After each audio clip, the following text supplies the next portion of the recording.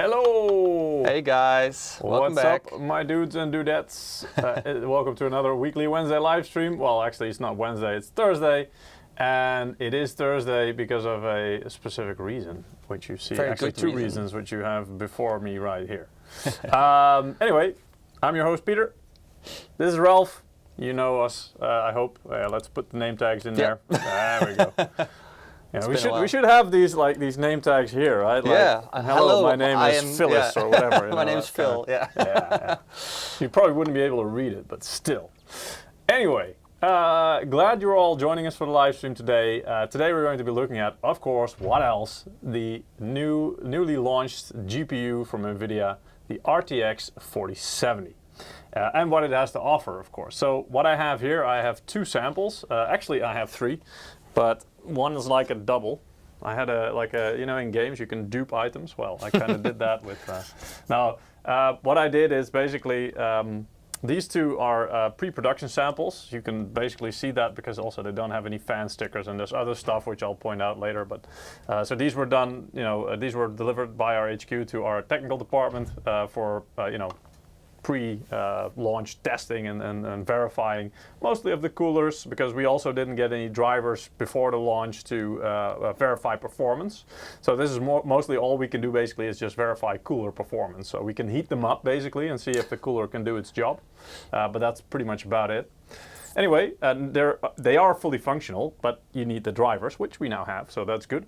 And I have, well, I wanted to show, of course, especially the Gaming X Trio variant in all its glory. So I did confiscate a actual production sample, which after we use it in the stream will be going back in the box and then processed and yeah, used in all kinds of cool things. Anyway, so I have some samples here. Always nice. Because I have multiple samples, chances are, if we have some time, I might be able to do a teardown on one of them. So which models do I have here? Well, as I mentioned, and that's actually in the title of the stream, I mostly want to focus on the Gaming X Trio. So this is the RTX 4070 Gaming X Trio 12G, or 12 gigs from memory, of course. And I also have here what is basically our MSRP model, which is the Ventus 3X OC. So this is the Ventus, this is the gaming. We can also do some size comparisons later on. So, but at least then you have some idea of what the differences are. There is one more card in the lineup, which we don't show yet, but we'll show you later on in the presentation as well, because there is a smaller version. If you have any questions about the cards or anything, or the GPU, just let us know as we go along.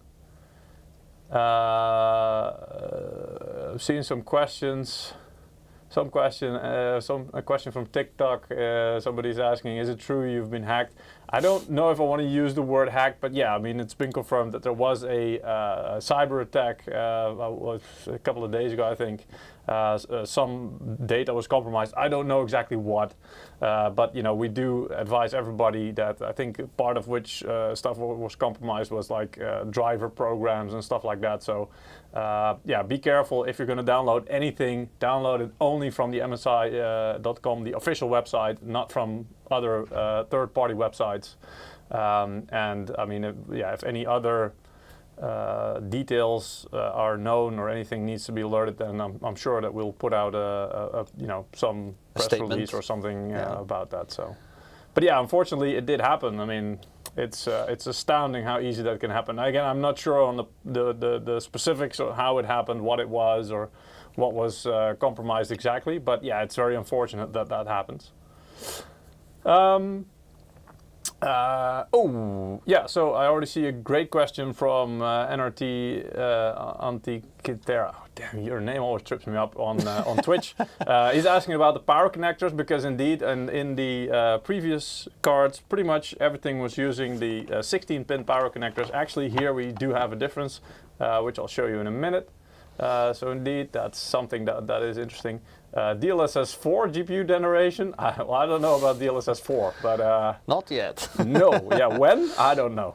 We'll have to see if we can get Lars from NVIDIA on here sometime again, and we'll ask him about it. Or maybe the name will change. Who knows? Yeah. I mean, for now, to be fair, like DLSS 3 is really just adding the frame generation on top of it, right? So that's pretty much DLSS 3, and it's not even that old yet. So I'm sure they've got a ways to go to further improve that. I am late. What happens? Actually, you're right on time, because if you stick around, you'll find out about the power connector. We just started. Some consolation, even the U.S. government has leaks. And even lines. I know. I saw the video. That was funny as hell. As in to what? Not if you're him, obviously. I mean, I felt really sorry for him, but man, I mean, that was a different level of hacked. I guess, you know, he's. More for him, it felt undoubtedly more personal, because like he and his livelihood is definitely on the line here. MSI is you know, is a relatively big company, so it's not necessarily a huge reason to panic, but you know, it is I think a sign that we do need to think about how can we improve that. Oh, that was a joke about the duplicate card. Okay, yeah. Like not frame generation, but card generation. Got it. Right. Yeah, that's very clever. Sorry, I missed it. I missed it too. Hey, Ironbox. Good to see you as well. Thanks for tuning in. Just a question. Thoughts on VRAM usage? Would you recommend it decent for 4040p for most? Well, that's the thing, right? I mean, that's actually a really good question, and it really depends on who you ask. I tend to think it's kind of overblown. Yes, there are situations, and there's more and more games popping up, basically console ports to PC, that's what it is, where the VRAM usage is just, you know, to a ridiculous level. I mean, it just, even 16 gigs of memory is almost not enough in some cases, which, I mean, come on, that's ridiculous. So yeah, for me, it's kind of getting to the point where, yeah, you have some games, but they are extreme cases, which, yeah, if you go look for the limits, you'll find them. But the solution to that is quite simple. Don't look for the limits. And because it's in only a couple of cases, I don't think it's a big issue yet. If this becomes like the norm, then yeah, that's obviously a concern. But the thing is, you know, game developers, they can, I think it's well, I don't want to say it's easier for them to fix it, but I think on their side they can actually dynamically, you know, do something about it. Whereas the hardware, once it's out, it's fixed, right? It's not like, oh, you buy a module, you strap on some more VRAM or download some more VRAM, if you will. That's not how it works. So it's yeah, if anybody can fix it along the way, it would be the game developers. Luckily, you've got a lot of settings in the game, so you can still compromise. I know it's not ideal, because you're gonna have to. You know, you're going to have to sacrifice some visual fidelity, maybe some textures. But in the end, I mean, I've seen a lot of blogs and people commenting about it, that they really say, well, it doesn't really have to be this way, but because of the way it's ported, it's kind of, you know, it's just using up so much VRAM, and other games which are, you know, also very nice graphically and pretty much can be on par with those games. They don't use up quite as much VRAM. So it seems like this is more something about the way that they've imported over, rather than like actual limitations that, oh, well, the game, you know, they couldn't do it in any specific other way. So you just have to buy like the most expensive graphics card you can and hope for the best. Anyway. But I think it's an interesting discussion. Let me know, by the way, what you guys think about it. I mean, that was my take on it, and for me, again, because it's a small amount of games that have this issue, and it's resolvable by messing with the settings in most cases. But if you guys have a different opinion, let me know.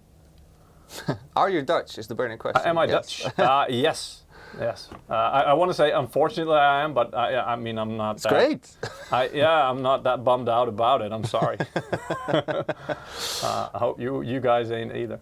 Do we already have a performance sneak peek? Yeah, we will, because actually we're going to be benchmarking this card here live. I've got a bench rig here set up as well. Actually, the specs are already showing down there. If you want to know about them. Okay, so let's get into the cards first. So yeah, let's show you the Gaming X Trio first in the close-up. Start with that one. Oh, here we go. Yeah, thanks, Ralph. Yeah, so obviously, Gaming X Trio, 3 fans. And these are 3 Torx fans 5.0, of course. So these are the latest Torx fan generation found on our current generation cards. They are quite recognizable by one, the fan cowl that's on the side, like surrounding the fan, let's say, that sticks out a little more to kind of create this let's say room where the air gets accelerated more as it's sucked in. And also the fan blades, last generation, the Torx Fan 4 had 2 fan blades linked together. Maybe it's easier to see it here.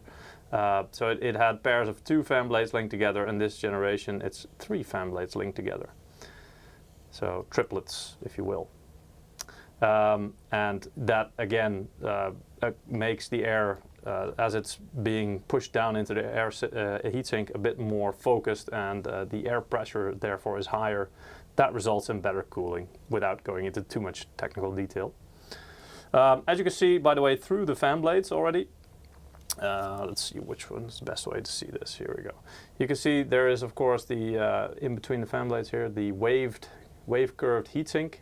That's to break up the airflow, causing less turbulence, and the turbulence you don't want, because the turbulence is what you hear as the whoosh noise as air hits something.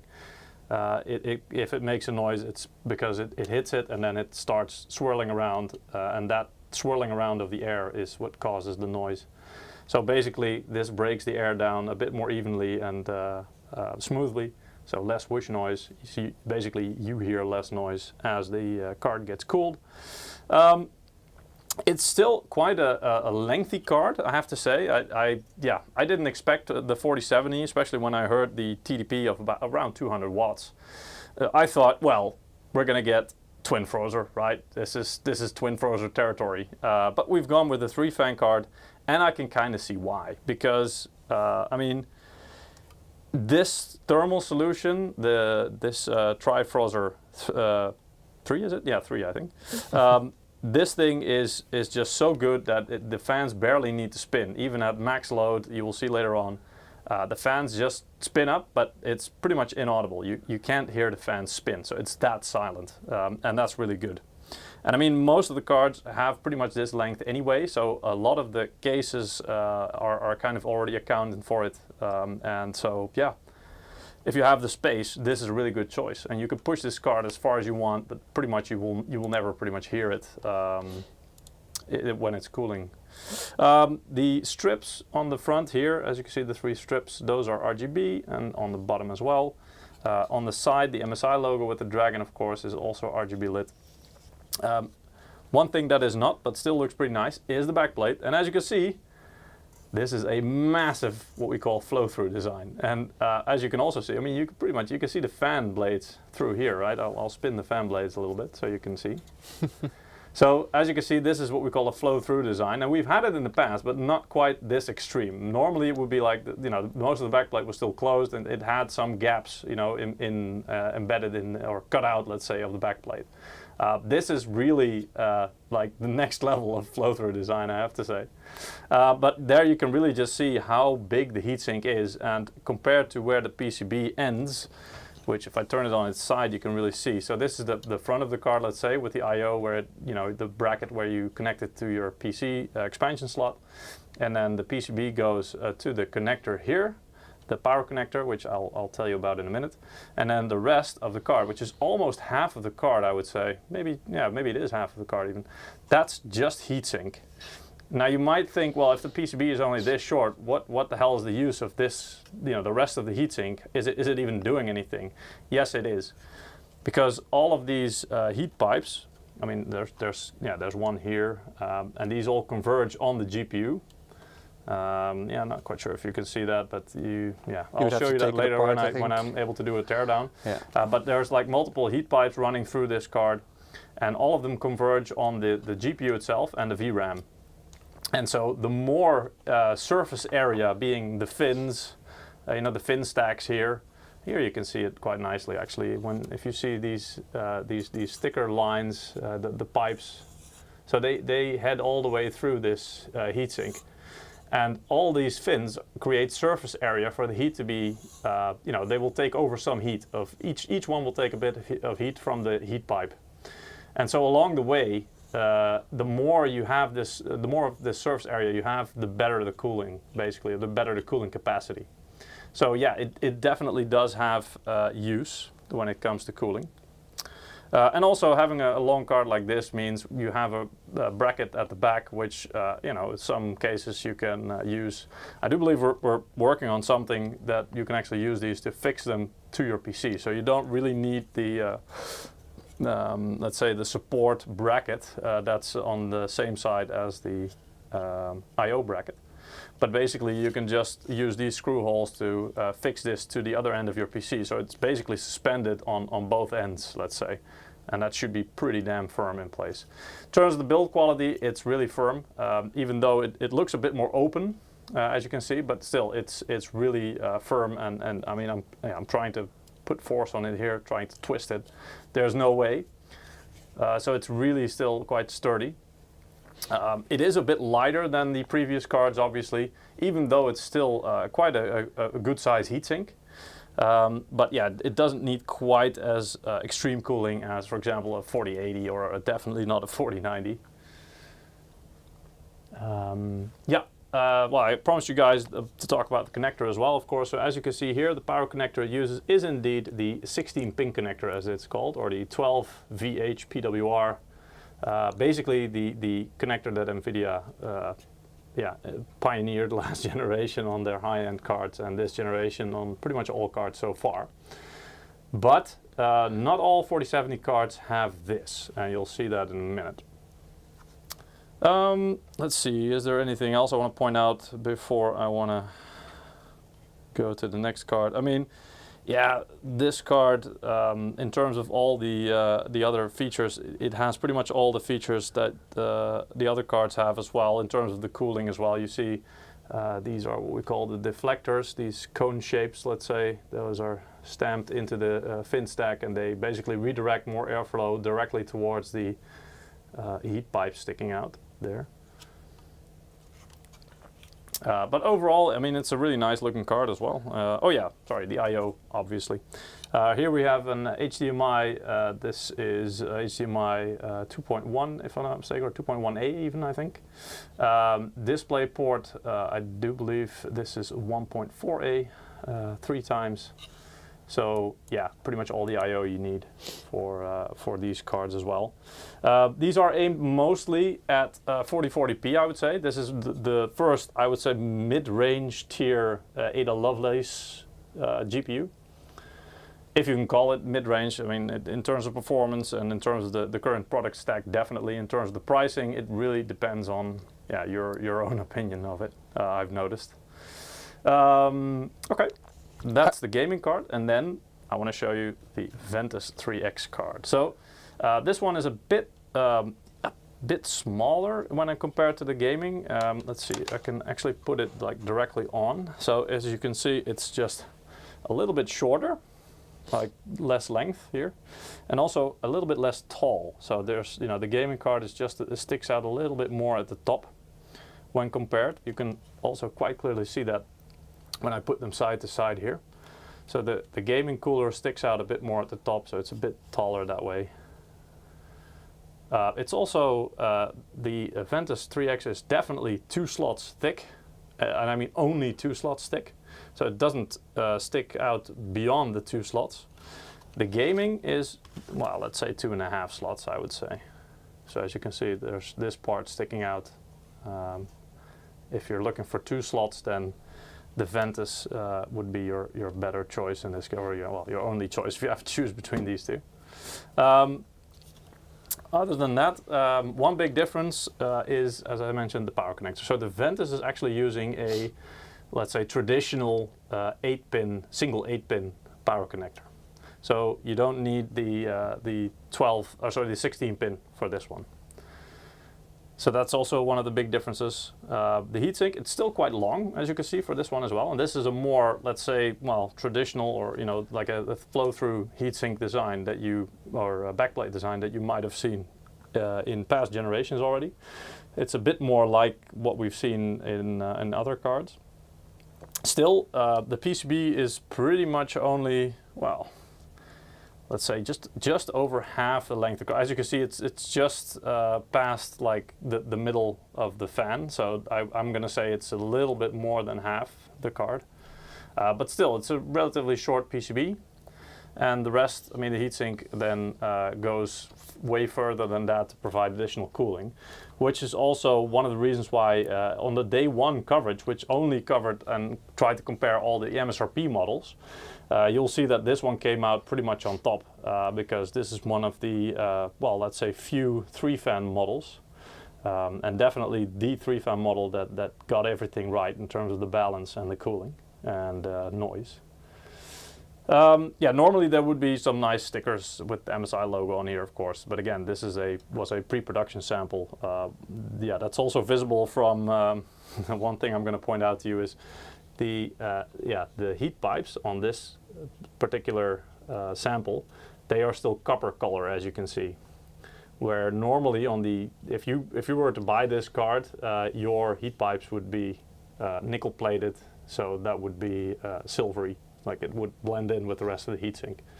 But it's one of the oddities that we get on our samples sometimes. The I/O, it's identical, as you can see. So there's one HDMI 2.1 and 3 DisplayPort 1.4. And let's see. I mean, in terms of the heatsink. Yeah, you can see, well, these are actually, these are TorqueFan 4.0, because as I mentioned before on the gaming, you could see 3 fan blades linked together, and this one has 2 pairs of 2 fan blades linked together. So that's pretty much Ventus will pretty much always, so far at least, use last generation's flagship models fans, which are not bad at all, because they did a great job on the last generation as well. And on the Ventus, they also still do a pretty damn good job. This card is also, well, it's a bit lighter, obviously. I mean, I can pull up the specs in a minute when I power up the PC, so I can actually put them side by side for you if you guys really want to know the exact numbers. But also in terms of the sturdiness, this card is still really sturdy as well. I mean, it feels a bit lighter, which is nice because, you know, if you're worried about flex or anything like that, then a lighter card might be, it might ease your mind just a bit more. But still, you know, even though it's lighter, it's still very, very sturdy as well. So the build quality is still really damn good. Let's see, is there anything else I want to show you guys on this card? Not sure. I think I've shown you everything that matters. Oh, well, maybe one more detail. Also, this one uses, I'm not sure if you can see this through the fan blade, but it still uses a version of the wave curved heatsink as well. So you don't always see that on Ventus cards. In this case, it is included.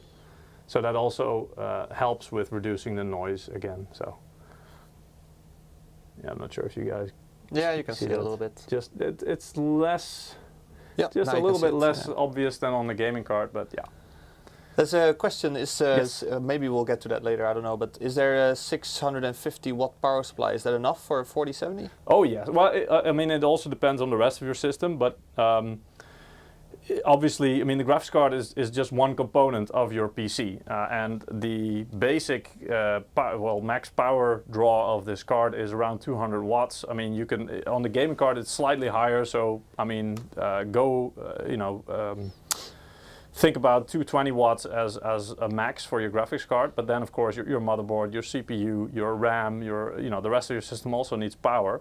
So typically, indeed, unless you have like the highest possible and most power hungry CPU, you could probably even get away with a good quality 500 watt or 550 watt power supply, but NVIDIA recommends to basically go for a 650 watt.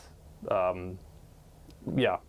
And I mean, I would go along with that just to be sure. And you'll also, that just means that you have a little bit of headroom for future as well. If you want to upgrade some parts which require a bit more power, then it's always a good idea to just, leave some room on your power supply for that. So yeah, 650 watt, you should be fine. Definitely.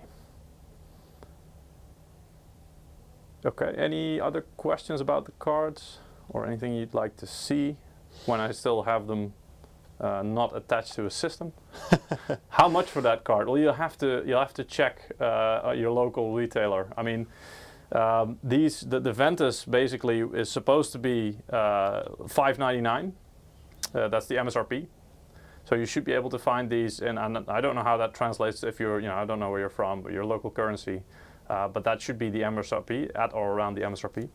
The gaming card is a bit more expensive. I have no idea actually what the official pricing is, but it's usually just a bit more expensive because it has a bit more fancy features. It has the RGB, it has the upgraded cooling, and it has a bit more, a bit of other premium tricks up its sleeve as well. RGB for the extra FPS. Well, yeah, exactly. I already mentioned that, but yes.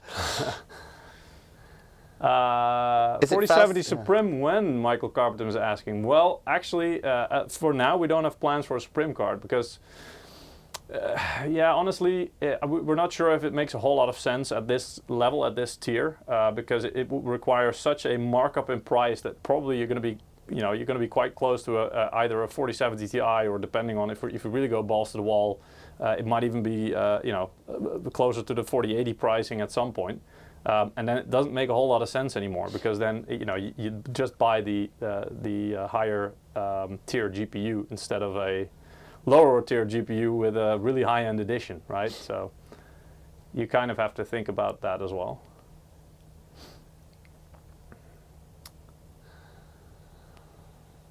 Also, there's I mean, Mr. Mastodox is right.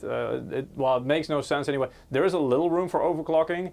But indeed, it's quite locked down by NVIDIA. So there is very limited room for overclocking, that's right. Is it faster than my 3070 Ti? And 9080 which Ti? one? Oh, the 4070. Yes. Yeah, it should be. Yeah. It should be trading blows or at least close to the 3080. I mean, it won't be a massive upgrade. Apart from maybe the ray tracing efficiency, the ray tracing cores, because they're of course next gen, and there's a couple of technological advances that will help, but and maybe also the AV1. I'm not sure if that's for you, but the AV1 support, that might be an option or something that may make this card more attractive to you. But if those are things that you don't really use and you just you want raw performance, then I'm not sure if it will be really a noticeable upgrade for you. 3070 Ti is also still a pretty damn good card for most of the, especially 4040p territory.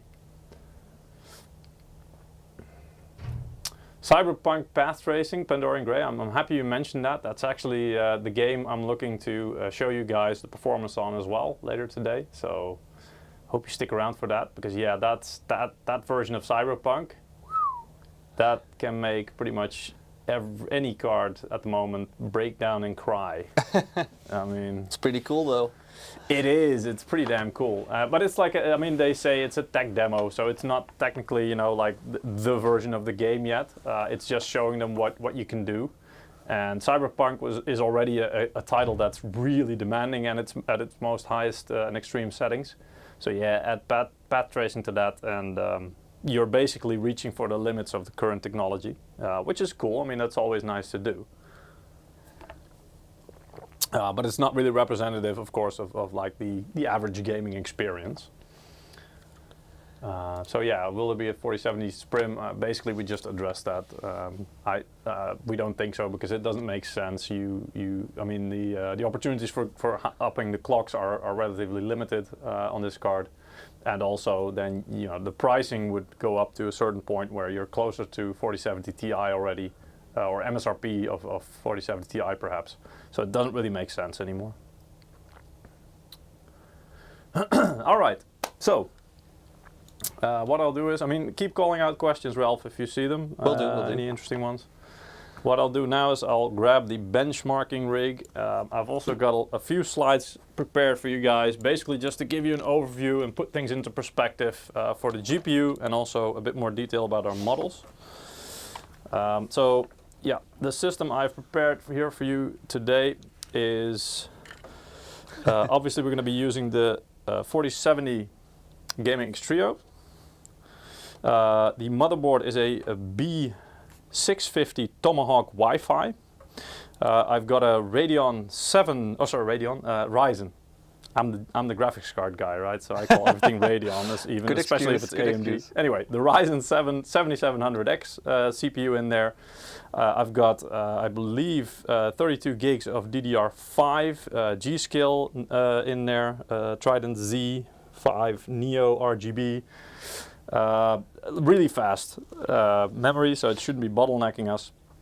I'm running everything off of a MSI Spatium M480 M.2 SSD, which is in the nearest slot to the CPU, of course. So that the storage should be plenty fast. The CPU is being cooled by a Core Liquid S360, so it's a 360 millimeter radiator. That's pretty big overkill for this CPU, but I mean it's what we had laying around, so we thought let's just run with it. The power supply is a AI 1300 or 1300i or AI, I believe. So it's an MEG power supply, basically our highest end power supply. We did that because it has a nice native 16-pin power connector. Yeah, if you go too close up, there you go. So basically, this one has the native 16-pin power connector. So we wanted to have a nice, clean-looking build, even though you can see all the other cables sticking out here. But yeah, so it still looks pretty nice. So I'll connect that up. Here we go. Shall we, maybe a good time to do the first giveaway? Yeah, please go ahead. So today we're giving away Steam wallet codes. Make sure you're participating if you want a chance to win, of course. I believe our Stream Elements bot is putting the link in the chat on both YouTube and Twitch every 5 minutes. So there you can find it, and yeah. If you cannot find it, you can go to msi.com/2/insider, as you can see on the graphic there. And even after this giveaway, you still have a chance to win. So stick around for that. The first winner. Hold on.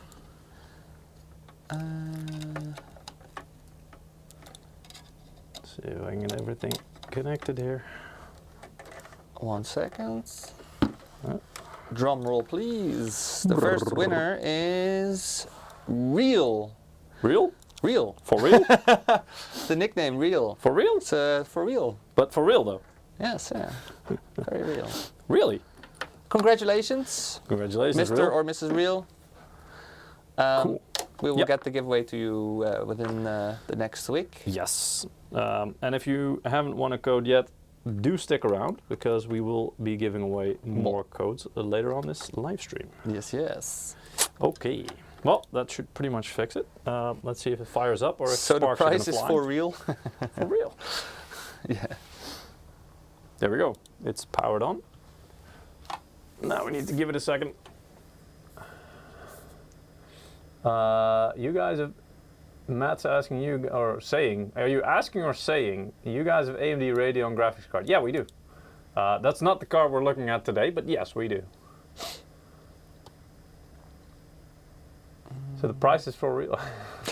Nice. Yeah. Nice. I'm not sure if that's a pun or if that's a question. I'm pretty sure it's a pun. All right. Yeah, so the PC is powered on. Let's see. I'll open the slides for a second before we switch over to this. Fans are not spinning.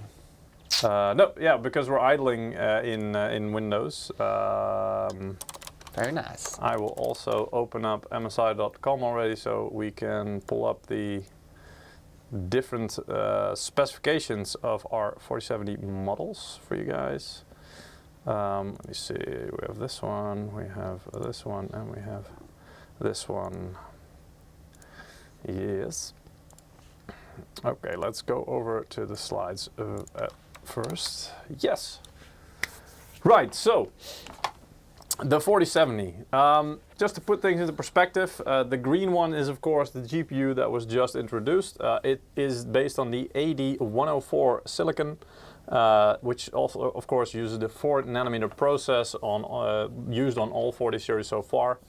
It has 5,888 CUDA cores, which I mean, I've put the 3070 there, not just because, you know, to compare apples with apples, like 70 series with 70 series, but the 3070 next to it, because it has the exact same number of CUDA cores as that one.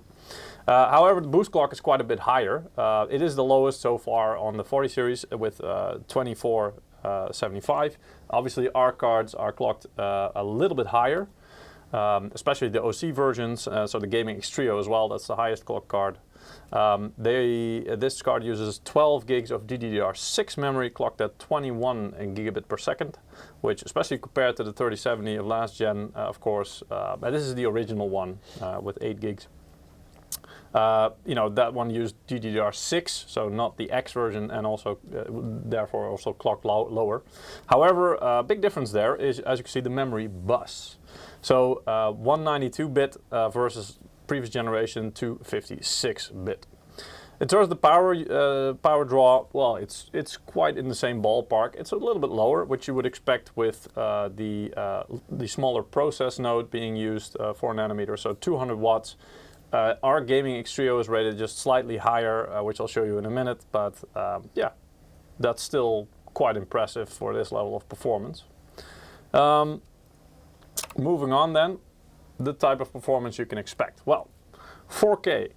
This card can still hold its own in a lot of 4K titles. I mean, obviously not the heaviest ones. I'm talking Cyberpunk 2077, all the settings on max, it's gonna struggle obviously. But in a lot of games that are not the most demanding, it can still do a pretty damn good job. Especially if you are able to enable things like DLSS or frame generation. That is not included, I have to say, by the way, in this graph by TechSpot, by the way. So this is all the results without any DLSS, without any frame generation. So this is just raw performance, like for like. So even there, it can break 60 FPS in most titles. But again, be careful if you have specific titles you're looking to play. Make sure you check reviews to see if you can find data on that, because you don't want to be left disappointed. It is close to the 3080, as I mentioned. Strikingly though, the 3080, even though it has 2 gigs less VRAM, is outperforming it by a small margin at 4K. Other than that, it's really close to the RX 6800 XT in terms of raw rendering performance. So at 4K at least, so that's quite good to know. Looking at 4040p then, I think this is really the resolution that this card was meant for, and really comes into its own. As you can see though, it's tied exactly with the 6800 XT again. So like for like, that performance is very similar. And again, this is without any DLSS. So I mean, that is of course one of the benefits in some of the games you will get with 4070. The games that do support DLSS, your FPS will be a hell of a lot higher than the 6800 XT. And here it does outperform the 3080 also, as well. So that's the story if you're on 4040p. In most titles, again, it really differs per title, but it will outperform the 3080 on average. So that's also pretty nice, pretty impressive to see, especially given it has a much lower power draw. So yeah, then looking at 1080p, I mean, you're really more CPU bound on most titles here, but there's still a bit of a difference to see. But as you can see here, you get some skewed results. And actually, I just noticed the wrong GPU is highlighted here. Apologies for that. It should be the one above the 3080 Ti, not the 3080 Ti itself. But anyway, it jumps the 3080 Ti here, and that's just because of, I think, a bit more efficiency. So and leaves the 3080. The originally 3080 a bit further behind even. So yeah, in this category, most of these GPUs will be more than enough, more than fine. So yeah, it's doubtful whether this really represents an accurate picture, let's say. Let's see if we have any. Yeah, good. We don't care about fake frames. You know, yeah, that's also an interesting discussion. In a way, yes, they are fake frames if you're looking at frame generation, but if they help with the overall smoothness experience, I mean, they're not. I think the discussion among especially benchmarkers is should those additional frames be counted as actual frames or not, like actual performance. And that I think is, well, that's a technical question. But if you're looking more from a gamer perspective, like, okay, so what does this add to the experience? I think in that regard, it's less of a discussion, and I think most people can agree that yes, it does add value, definitely. So it depends on how you look at it. Is a good card for Lost Ark? I'm not sure actually. I honestly haven't played that game. It was forbidden in our country for a long time because of the gambling mechanics. And when it was allowed, I think most of the hype was over already. So, yeah, the impressive thing is power compared to the previous generation, definitely.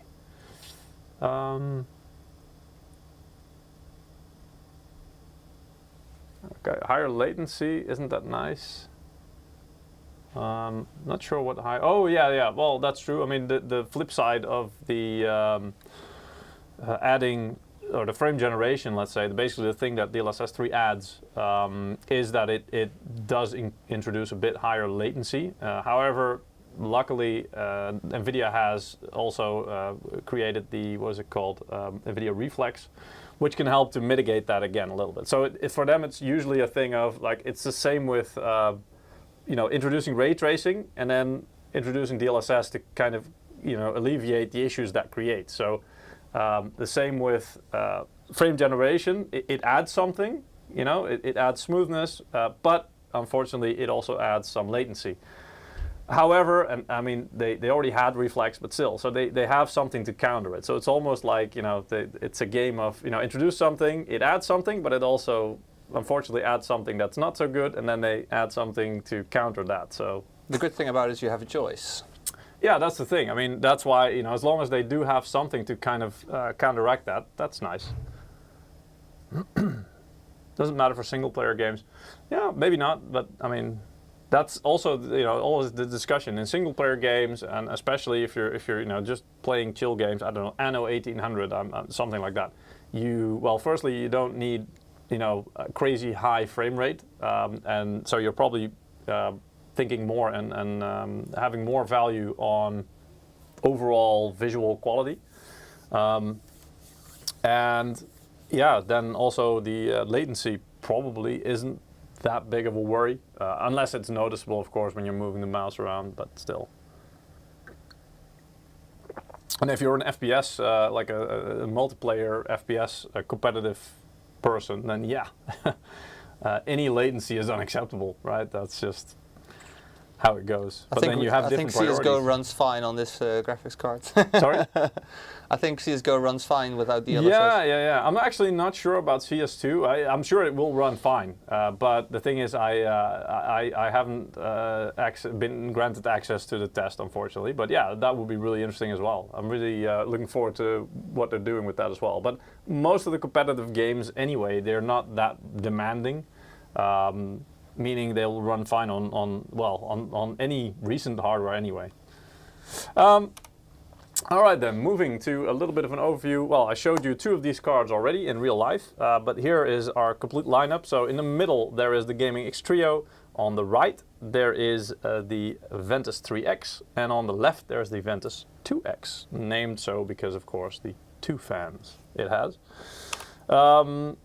But the gaming is all about the premium features, of course, and so you get the best cooling, you get the most premium features, and you pay a little bit more for that. Ventus is, well, in general, is more about, all right, let's focus on the essentials, so you don't get things like RGB, and you're missing a bit of functionality in terms of software. And the cooling is just slightly less good. It's still pretty good, but less good than the gaming. But it will more than get the job done, especially in this on the 4070, because a 3-fan cooling is still, yeah, well, I want to say overkill, but it's just it can handle pretty much anything you could throw at it. And then we have the dual fan, which yeah, it is really a minimalist approach. This one will, if you're going to put this into your system, you should account for just a little bit more fan noise, probably because the fans will have to spin up a bit more if you're really putting it to the test. But overall, it's still pretty damn capable. And if you're a small form factor enthusiast, this is, well, at least from our side, it's the first dual fan card. And it's a pretty small and slim one at that. So it's a really damn good option. It's not really technically an ITX version, Franny, I see you asking. An ITX version would be a little bit shorter still. But for most small form factor builds, this will be a pretty damn good fit, I would say.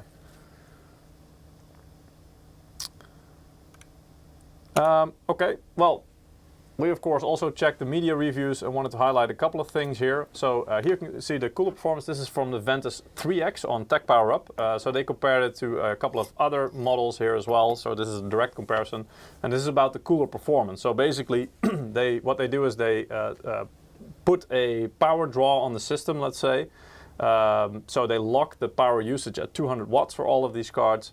And in this case, on the left side, what they do is they set the fan speed until they reach a certain noise level, which in this case is 35 dBA. Now, 35 dBA is audible, so that's unlikely to be your noise level out of the box. But basically, that's just to give every card the exact same noise level. And then to measure the temperatures at that exact noise level for each card. So as you can see there, and based on that, basically we'll say, well, then all the other things are equal on these cards. So basically it comes down to which cooler is more efficient. So which cooler performs better at this exact situation. And there you can really see that these are all MSRP models, by the way. Yeah, from all the MSRP models they tested, our Ventus 3X performs the best. Now I have to say that I do believe that from all these MSRP models, our Ventus is the only model that was triple fan, so all the others are dual fan, so that's probably one of the factors contributing to this. And also on the right, memory temperature, so this is the VRAM that's located around the GPU. And as you can see there also, yeah, it's by quite a margin, I have to say, it is keeping things quite a bit cooler. So yeah, we can conclude based on this that the Ventus 3X cooling solution is really pretty damn good. Basically, if you're going for an MSRP card, this card, if you're looking for like one with the best cooler that will run very, very quiet, this is probably your best choice. I mean, this kind of confirms it as well. They did some temperature and noise comparison, and this isn't when they lock things into a certain setting. This is just in different scenarios. So on the idle yeah, on the idle scenario, basically in Windows, basically all the fans are stopped, so it doesn't really make any difference, and you won't hear a noise, obviously, because the fans aren't spinning. But then on the right side, you see during gaming, so you see the GPU temperature, the hotspot, the memory temperature, and the noise. And what I've ranked things in this case is on the noise. Now you see that the ASUS model, it has a dual bias. So basically you still have to switch if you want to get that really quiet performance. You're gonna have to switch to the quiet bias. On our card, you know, we didn't really think it was worth putting a dual bias on there because, you know, honestly, the cooling solution on this card is really good as is. And so it is already really quiet while offering full performance, in our opinion. So there you go. And especially if you compare it to the ASUS, you know, their dual model out of the box setting, let's say, the non-quiet BIOS. Yeah, there you can really see the temperature is still quite low, but especially the noise is, yeah, there's about 3 decibels of difference there. So yeah, and the temperatures are all, I mean, yeah, you could say, well, it's 3 degrees higher, but I mean 61 degrees versus 64. Yeah, it's not gonna make any difference in terms of performance. These cards are fine to run all the way up to about, you know, 80, 90 degrees before you really need to be worried about anything. So yeah, you could bring the temperature down to in the 50s, but there's really no value. All it will do is create a lot of noise because you'll hear the fans if you do that. But yeah, you could if you wanted to. Is there a big price difference between 2 and 3 fans? In our case, no, because both the Ventus 2X and the Ventus 3X are basically MSRP models, at least in Europe. I'm not sure, this might differ per region, but I'm pretty sure that's not the case. So they should both be available for MSRP. However, in Europe, I know that the Ventus 2X is kind of exclusive, so you will pretty much only find them in pre-built, so full systems that are built. And I do believe we have basically you can buy them in certain countries on Amazon for a limited time. So if you're looking for one and you're in Europe, top tip, check Amazon, and in at least the bigger countries, there should be a certain number available. Not sure how fast they're going to sell out. Are the cards already released in Asia? Actually, they should be released everywhere worldwide from today. So the on-shelf, which is a technical term for saying, well, you can actually buy the cards either in a shop or online. That was today at, well, let's say 3 p.m. Central European time. So that is, well, how long was that ago? That was about almost 2 hours ago now. Yeah. So they should be on sale and available now, but there could always be a delay in some shops or some, yeah, it depends. Depends on your region usually. Yeah, exactly. But all of them, technically speaking, they should be allowed to be on sale now, so yes.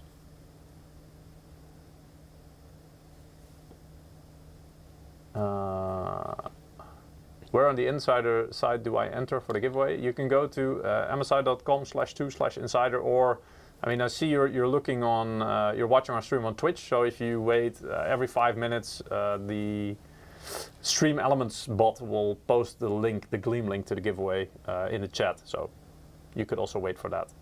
Yeah. Just came in Australia tonight. Yeah. All right. Then we also, today, we saw reviews coming online for the non-MSRP models, so that also includes our gaming card, for example, the Gaming X Trio. So on Tech Power Up, they also had a nice extensive review there, and they included all the previous models that were posted or published yesterday as well, so it gives us a bit more of a complete picture. Here also, again, the cooler performance, basically like for like at the same settings. As you can see on the left-hand side, the GPU temperature, it's pretty much the lowest bar one, and I'm not sure if that's due to a dual BIOS because it doesn't mention it, but that could be the case. In terms of the memory temperature, it's the lowest, and it's by quite a large margin. So that means also our nickel-coated base plate, basically that covers the GPU and the memory modules and then connects to the heat pipes, is doing its job very well. And especially if you compare it to the Founders Edition, which in the GPU temperature there is a difference of about 12 degrees almost on the GPU.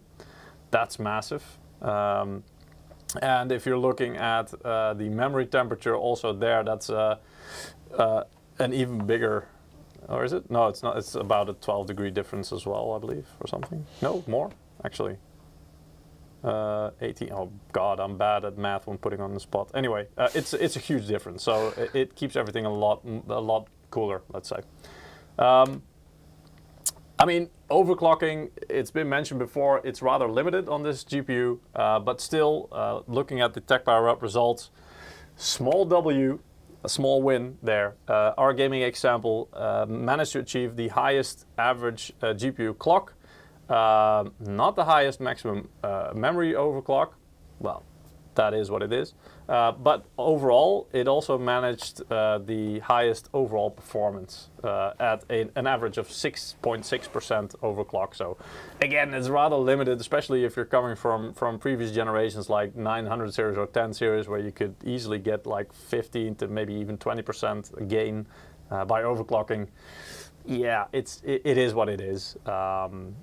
And I think we also have, here we go. For the power limit, so as you can see, the power limit out of the box on most of our cards, especially the Ventus, it's 200 watts.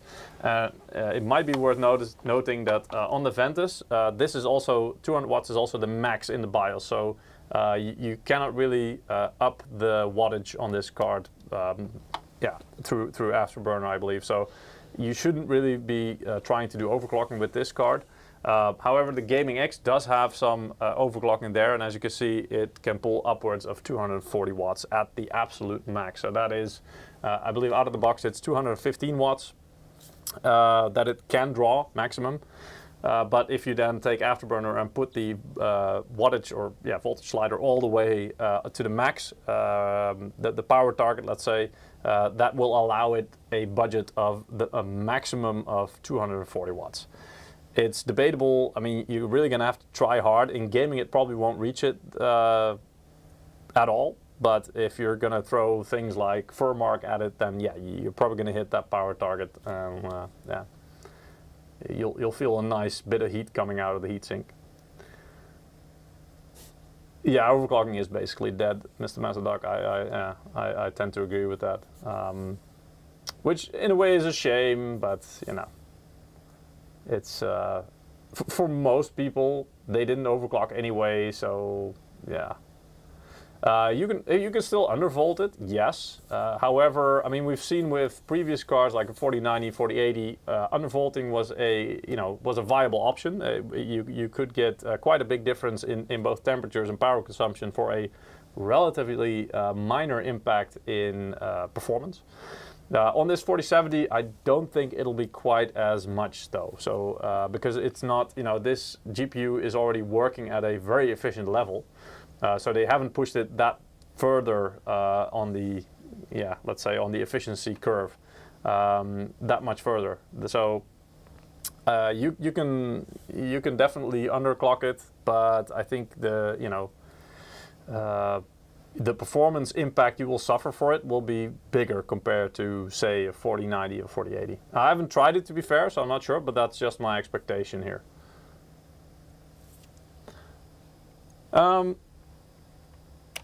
All right, that's it for the slides. I also promised you a bit of overview for the cards. Yeah, you can jump back to the capture if you want, Ross. The capture? Because what I've done here is I've gone to MSI.com. You can actually, I'll do it again so I can show you guys how to do that on MSI.com. And if you want to compare cards, or if you want to know the differences between cards, what you can do is we have a compare function there. So what you have to do is, in this case, I want to look at 4070 cards, so I've selected them on the left. And then you can add cards to the compare. Now, the order in which you click them will determine the order in which they show up left to right. So I will start with the highest end model, which is the Gaming X Trio. Then I'll add the Ventus 3X OC. I'll only do the OC models in this case. And then the 2X OC. So as you can see here, it lines them up one by one. And then you click the compare button at the bottom. Actually, you cannot see that because I'm blocking it. Oh, I'm still blocking it. Maybe like this. Yeah. So you can see then here's the compare button. You click that and it presents you with a nice overview. I do believe there's a maximum of 4 or 5 models you can compare at any given time. I think 5. But still, so here you can really see, and the things highlighted in red are basically where there's a difference. So obviously the name, the clock speeds, there's a difference.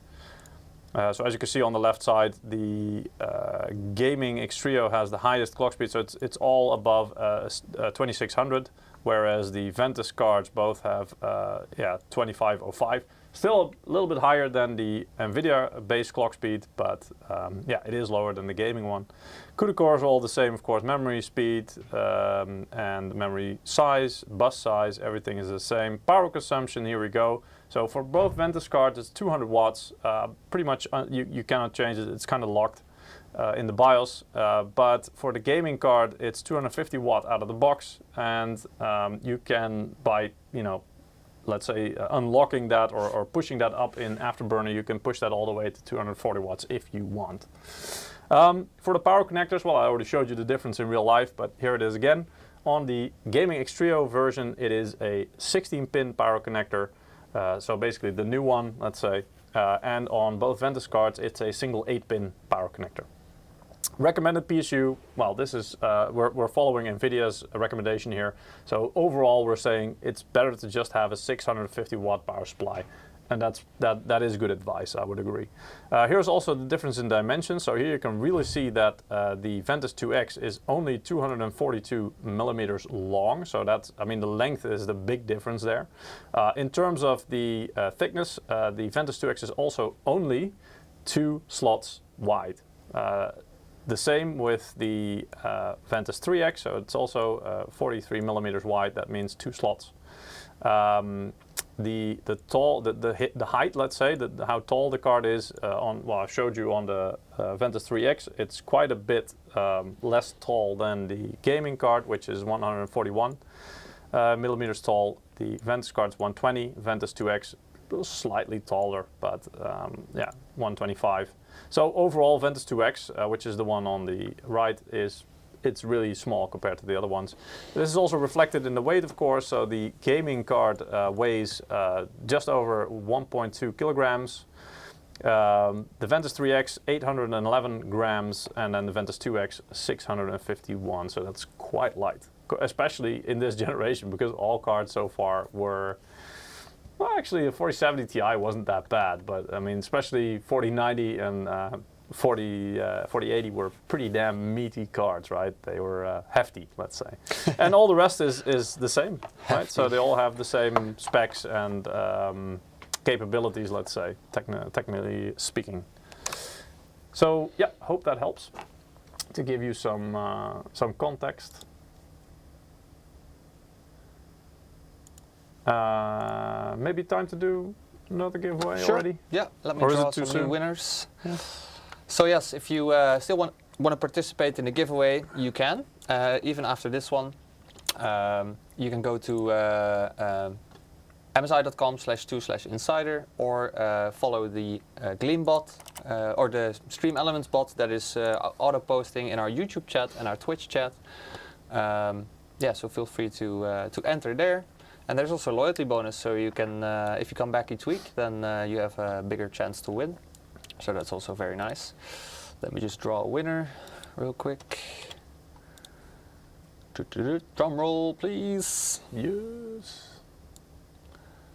Yeah, you wanna. This one is not that hard, is it? Ridley won. Congratulations. Congrats. You also win a Steam wallet code. We're going to send that out to you as soon as possible. Congratulations. So if you haven't participated yet, please do it now. And I mean, later on this live stream, we'll draw some more winners. So you still have plenty of chances to win. The link is being spammed in the chat every 5 minutes, at least on YouTube and Twitch. Yeah, and I see the question in, on TikTok. How do we do? Well, we actually, if you win, we send you an email, because when you participate, you put in an email address. Make sure it's a valid one, by the way. If it's a fake one, then it's not our fault, because that's the email address we'll send the code out to. Yeah. And that email will include the instructions. But basically, in your Steam client, there is an option that says redeem codes or redeem wallet code, even, I think it's specifically. So it's quite easy. But there will be instructions in the email that you get the code with. But it's all like the official client, so it's all through the official, the official instructions. Cool. All right. Okay. So I've fired up Afterburner, and what I will do is I'm actually running this screen on 4K. So I will put the hey, let's scaling. go benchmark time. Sorry? Matt Ladgeek says, hey, let's go benchmark time. Yeah, exactly. Yeah. He knows what's up. Oh yeah, exactly. Anyway, Afterburner fired up for you guys. I've scaled it up a bit, so it's actually readable. Actually, I'll up the scaling a bit more to what, 150 or something. Near enough. Anyway, here we go. So you can see also it says the 4070 here. It's the latest driver version, of course. I have set up FAE's, our technical department's version of Afterburner, like the overlay skin. So let's hope that fires up. And I guess Cyberpunk is the first game we want to look at. Yeah, why not? Wouldn't you agree? I think so.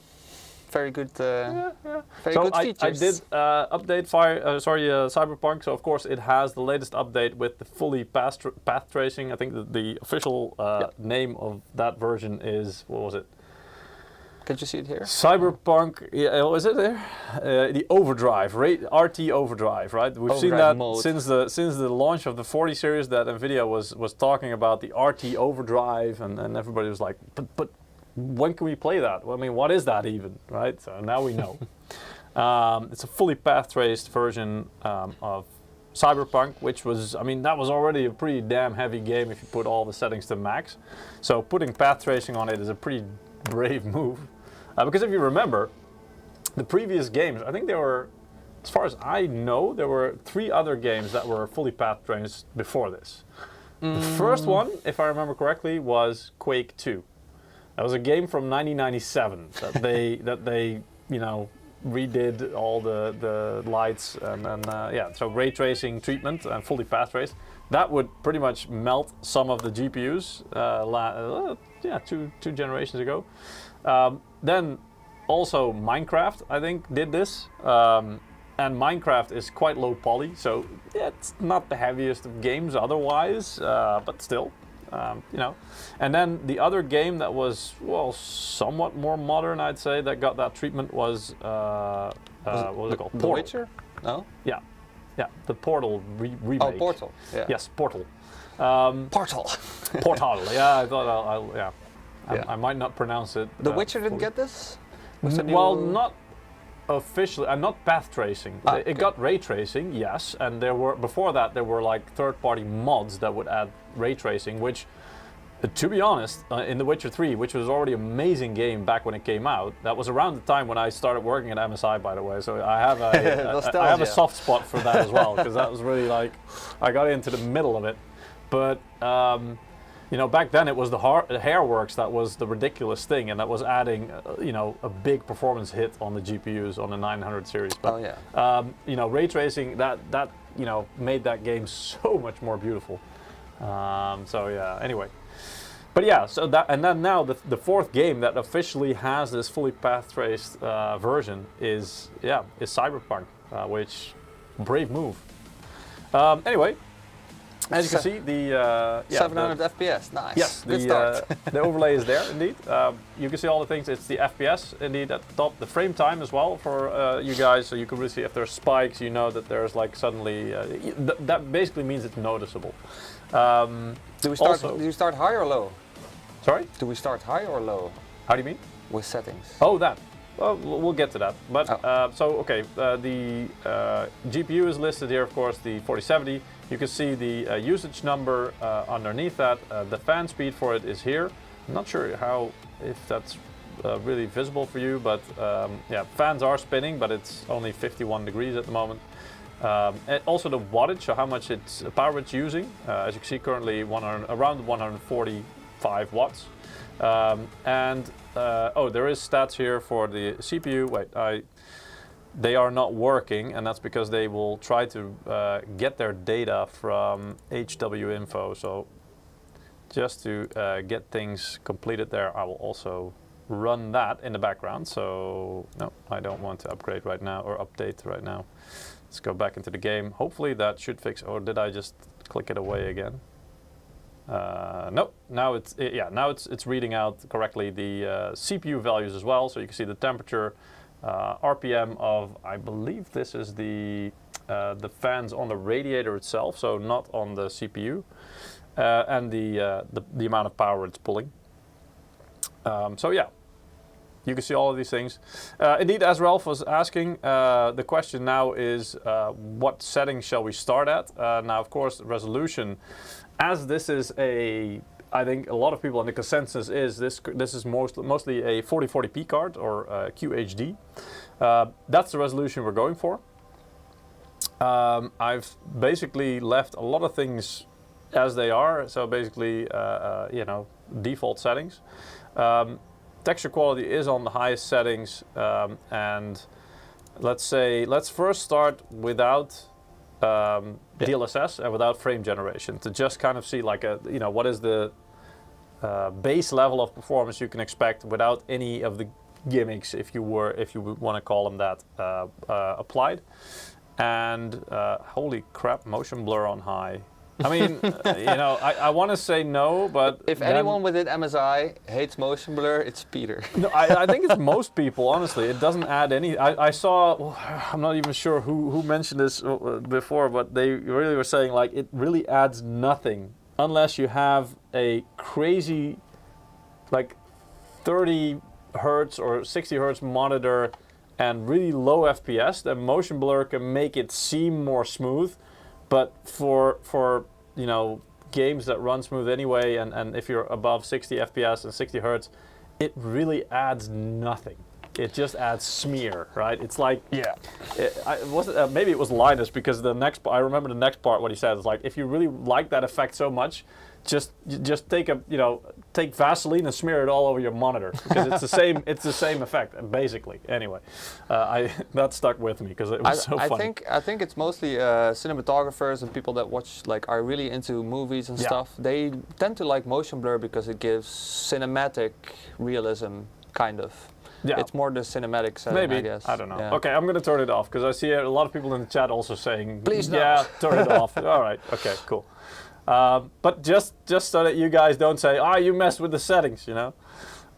Anyway, ray tracing is on, and this is the new option, path tracing, and it says there in brackets technology preview. So it's still kind of ongoing. They might develop it further. This might change. Path tracing in photo mode. I mean, it's not really. It doesn't add anything for now. They do say you need a graphics card with at least 8 gigs of VRAM. I mean, we have 12, but still, I'm not going into photo mode anyway, so at least not right now. All the other settings are on high. I do believe I picked the high preset, even though, now it's custom because I changed a couple of things. Motion blur and stuff. Yeah.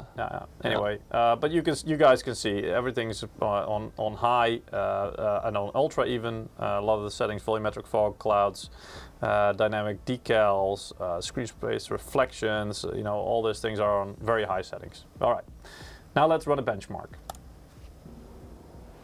Let's see what happens. So no beer vision effect indeed. I like that. Yeah, that's a good one. Hangover effect.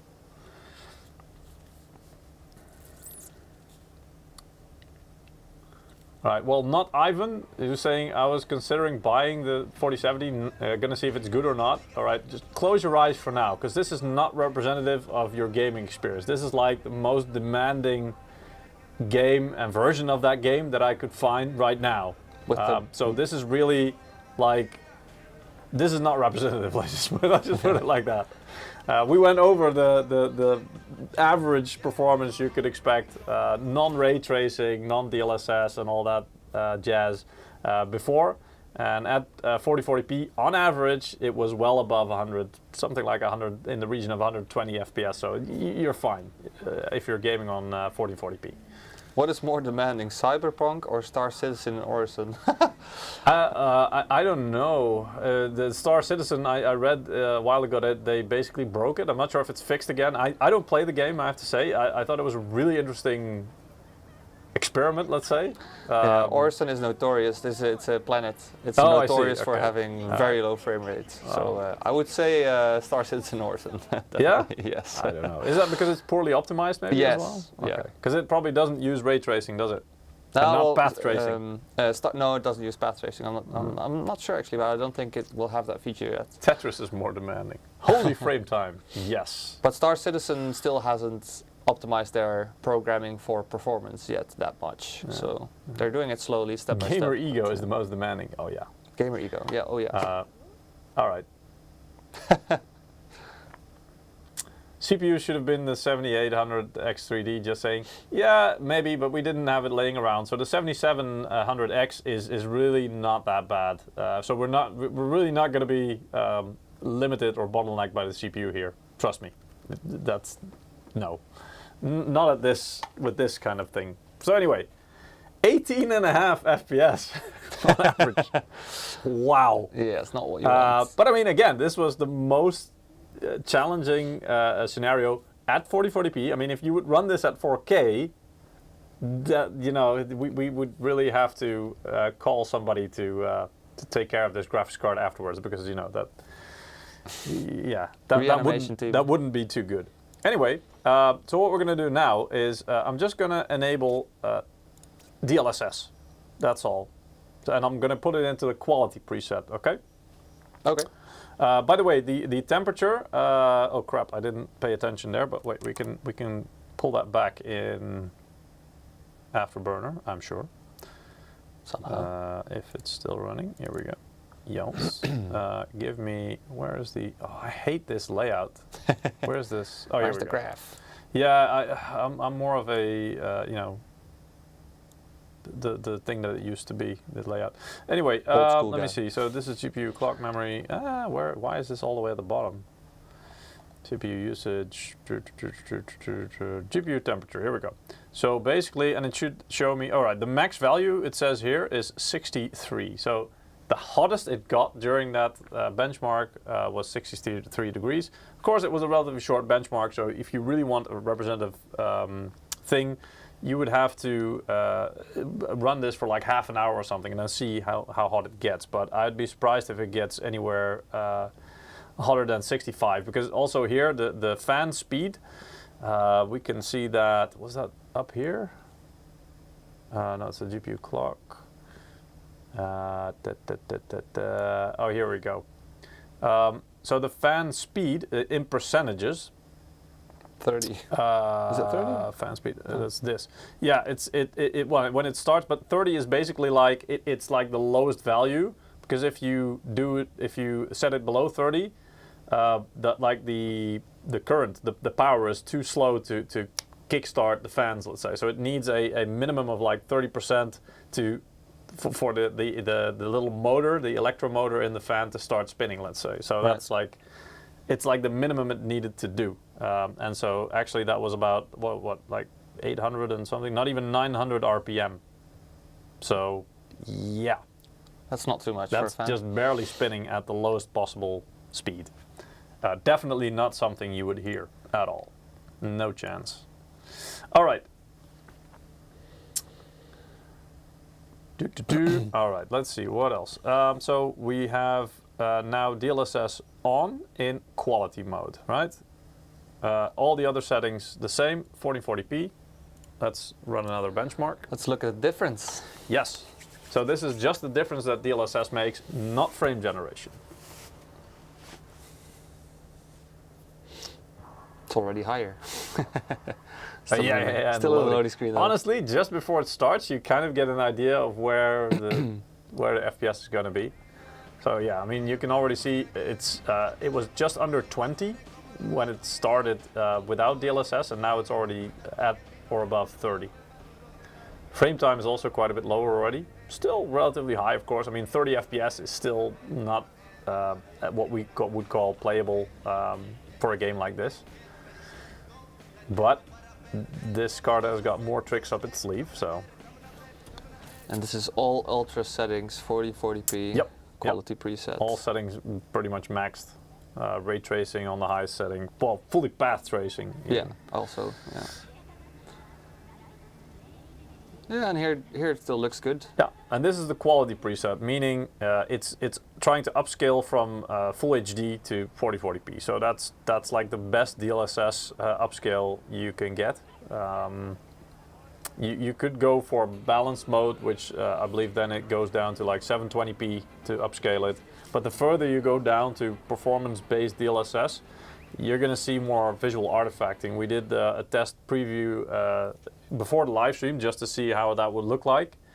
And really, if you go to ultra performance mode, obviously, then that's the lowest setting, let's say. Your FPS goes through the roof, but visually it looks like dog crap.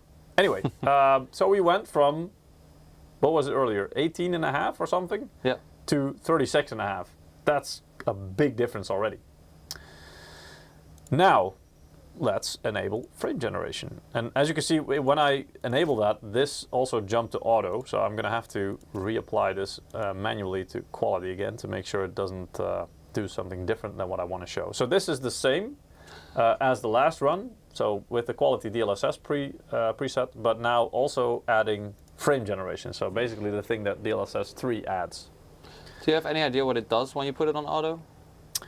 It will try to, it can switch match dynamically, let's say. So that's why I don't like that setting, because I don't know exactly what it's doing. So it might choose quality. I think it depends. It will try to target a certain FPS. Right, okay. Yeah, that's what I was going for. To achieve that, so that might be like at least 60 or at least 100, or I don't know what the value is. But yeah, and then it will try to switch dynamically between the DLSS modes to get to that level. Still sub 60 temperatures? Yes, yeah. Also there, yeah. 58. I mean, it's jumping around a little bit. As you can see, the power usage as well, it's just touching 200 watts. But it's not even close to the, it's not even going to the 215 watts, which basically it is, that's the power budget it has. But it's not even getting close to that. Clock speed is also quite nice, as you can see there, 2835 megahertz. So that's also quite a bit higher than what it says on the box. Frame time is pretty much half from what it was in the previous run, because it was about 30 then. Mm-hmm. Now we're nearing the end of the benchmark. All right. Yeah, average FPS 61. So again, you're getting just above 60 FPS on average. Obviously, you had scenes where you had just below 60, so you were in the 50s. Also, Nasty Yoda is asking on YouTube, is asking, no dual BIOS on the Gaming Trio. No, because, I mean, well, what would you want to do? Like, do you want us to put like a silent BIOS on this an card? already silent card? Yeah, I mean, this the silent BIOS would be what? Just basically the fans not spinning. Because there's no level below, almost below the fans barely spinning up. So that's, we call that zero frozer, right? So that's, if the card stays below a certain temperature, the fans won't even start to spin. But yeah, so here you go. That's with all the tricks that this card, that NVIDIA basically provides. You can get upwards of 60 FPS in this game. So that's pretty damn impressive. And what if you want to play this game without any, ray tracing or DLSS? We can also show that. Let's disable all the ray tracing and path tracing. Let's see. Yeah, the DLSS is still off. Here we go.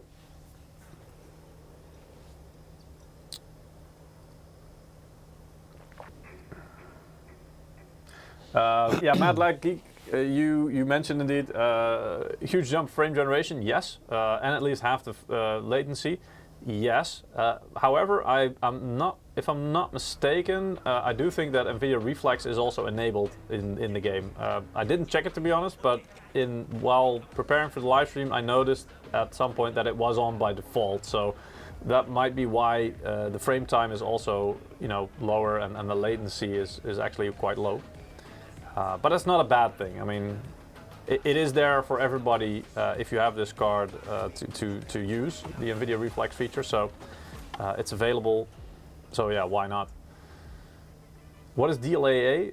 That's deep learning anti-aliasing. So basically, that just deals with the anti-aliasing and has, I don't think, anything to do with ray tracing. So it's basically like edges and stuff like that of objects. And it will try to smooth that out using the tensor core, so the deep learning part of this. But I think it is, if I remember correctly, in the settings of the game at least, mutually exclusive with DLSS. So if you have to choose, I would say DLSS is a much bigger value. Yeah. Well, and here we can see easily above 80 FPS. On average, and that's without any ray tracing, but with still all the settings on ultra otherwise. So yeah, and then you can still, even without enabling ray tracing, you can still add DLSS to that, and even frame generation, because that's not really linked to ray tracing in general. I mean, it helps with that, but you could also let's just run one more.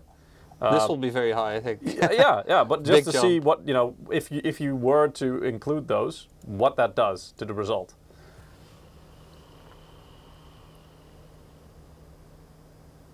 Yeah, I agree, Mr. Masterdox. This game looks really nice, even without ray tracing. I mean, ray tracing, it does add a certain amount of realism with it, but then you could argue that realistic is not necessarily more beautiful, right? Or something you prefer. So I guess it comes down to what you like best. Without ray tracing is pretty much how that's how the artists created this and how they meant to for things to look. Ray tracing is you know, is like an organic way of introducing all the lighting and the atmosphere. So they, yeah, in terms of the game developers, they have limited control over that. Yeah, it's not necessarily better subjectively. The reflections are a lot better with ray tracing on them. Yeah, but well, no. Yeah, exactly. You could see that the reflections, and especially the resolution of the reflections, are poor, very poor. But yeah, and this is with DLSS on in the quality mode and frame generation as well.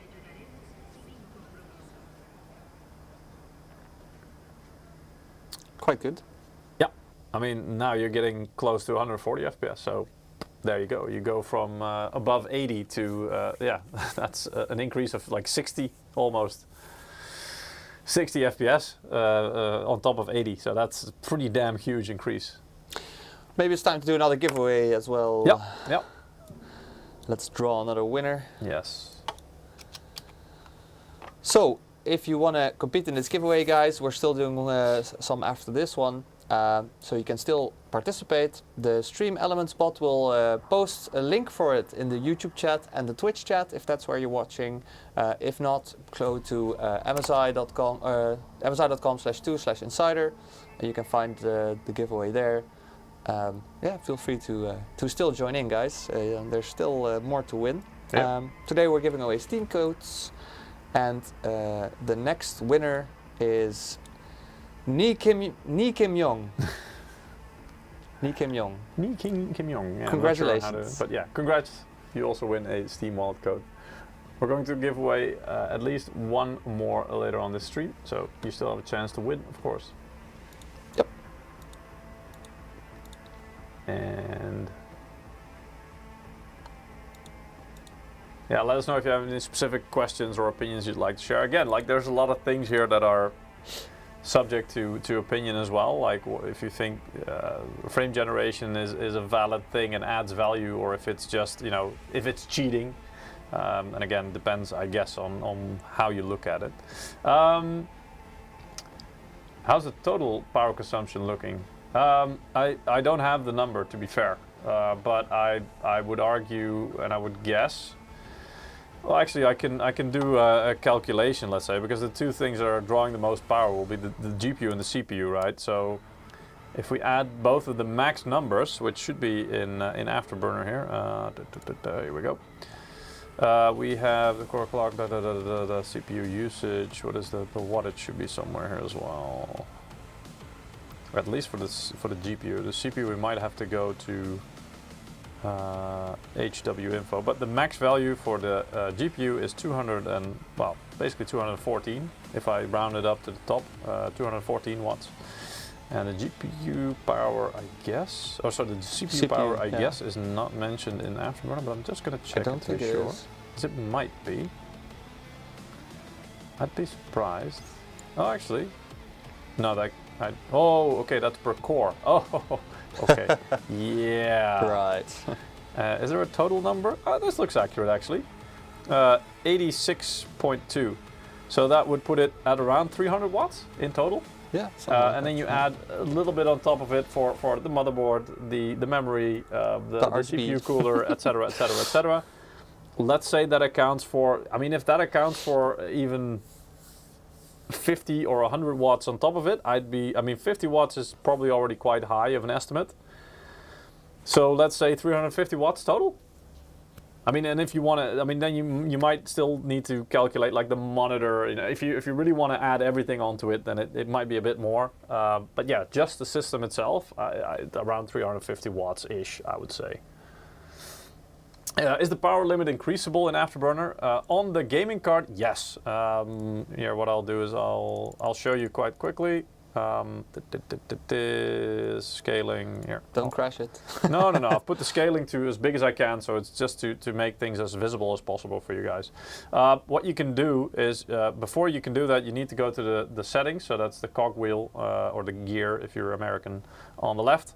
That's the settings, the properties, let's say. You need to tick these boxes, unlock voltage control and voltage monitoring.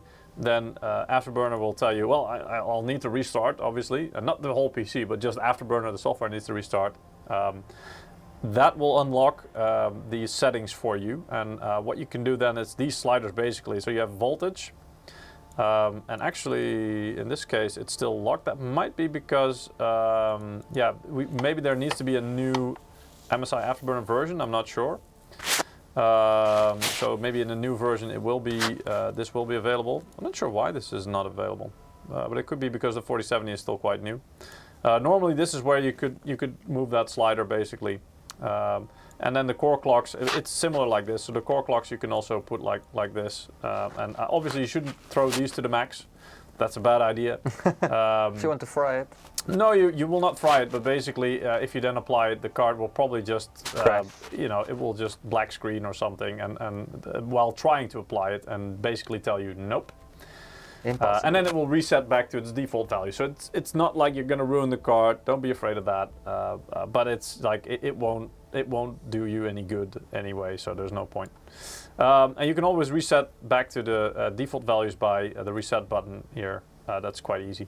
Also for the fan, I mean the power. Oh, here we go. The power limit actually. Yeah. So the power limit can be set to 111%. It's honestly, it's this layout. I'm not used to this one, and I don't like it. But still.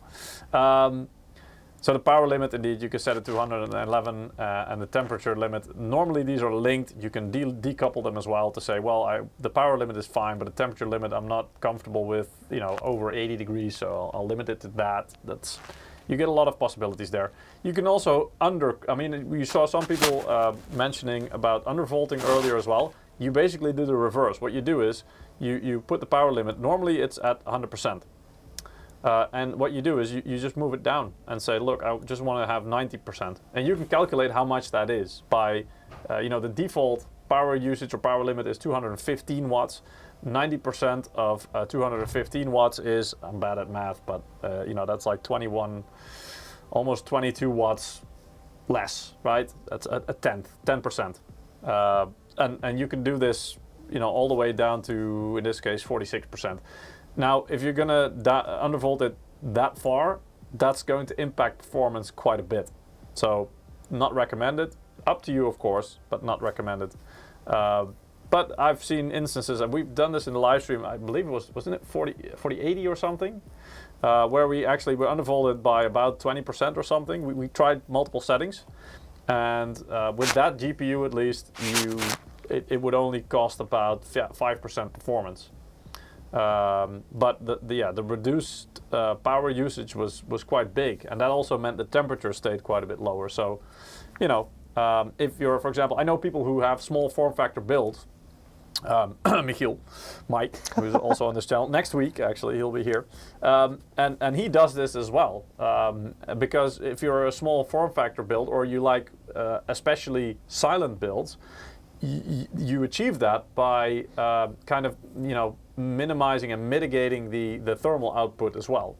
On small form factor builds, because you have limited space, so that also means you can't house hunking big heat sinks, right? There's no space for that. So you're going to have to do with smaller cards, which have smaller heat sinks, which means that, you know, they will be slightly less efficient at dissipating all the heat. So a undervolted CPU and GPU will benefit you in that case. And if you are like specifically silent build, it's the same thing. You want everything to be silent, so that means you don't want the fans to spin very hard or very fast. One way to achieve that is to lower, undervolt your components so that the temperature doesn't get up quite as high. And that in turn makes sure that the fans don't spin up quite as hard. So yeah, there's a lot to play with, let's say.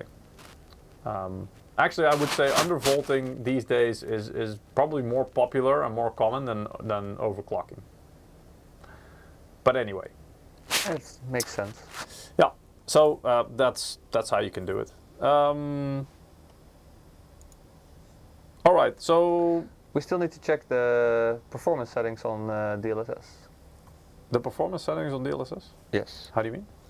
Well, you had quality settings now for DLSS, Yeah. and we still need to benchmark the other ones, the lower ones. The Oh, faster ones. you want to look at the like the more aggressive. Yeah. And then Okay. with frame generation on, and then the Well, I kind of also want to get to, opening up one of these cards. So I can do maybe okay. one or two then more benchmarks. You should probably get to that because we don't have much time left. Yeah. Yeah.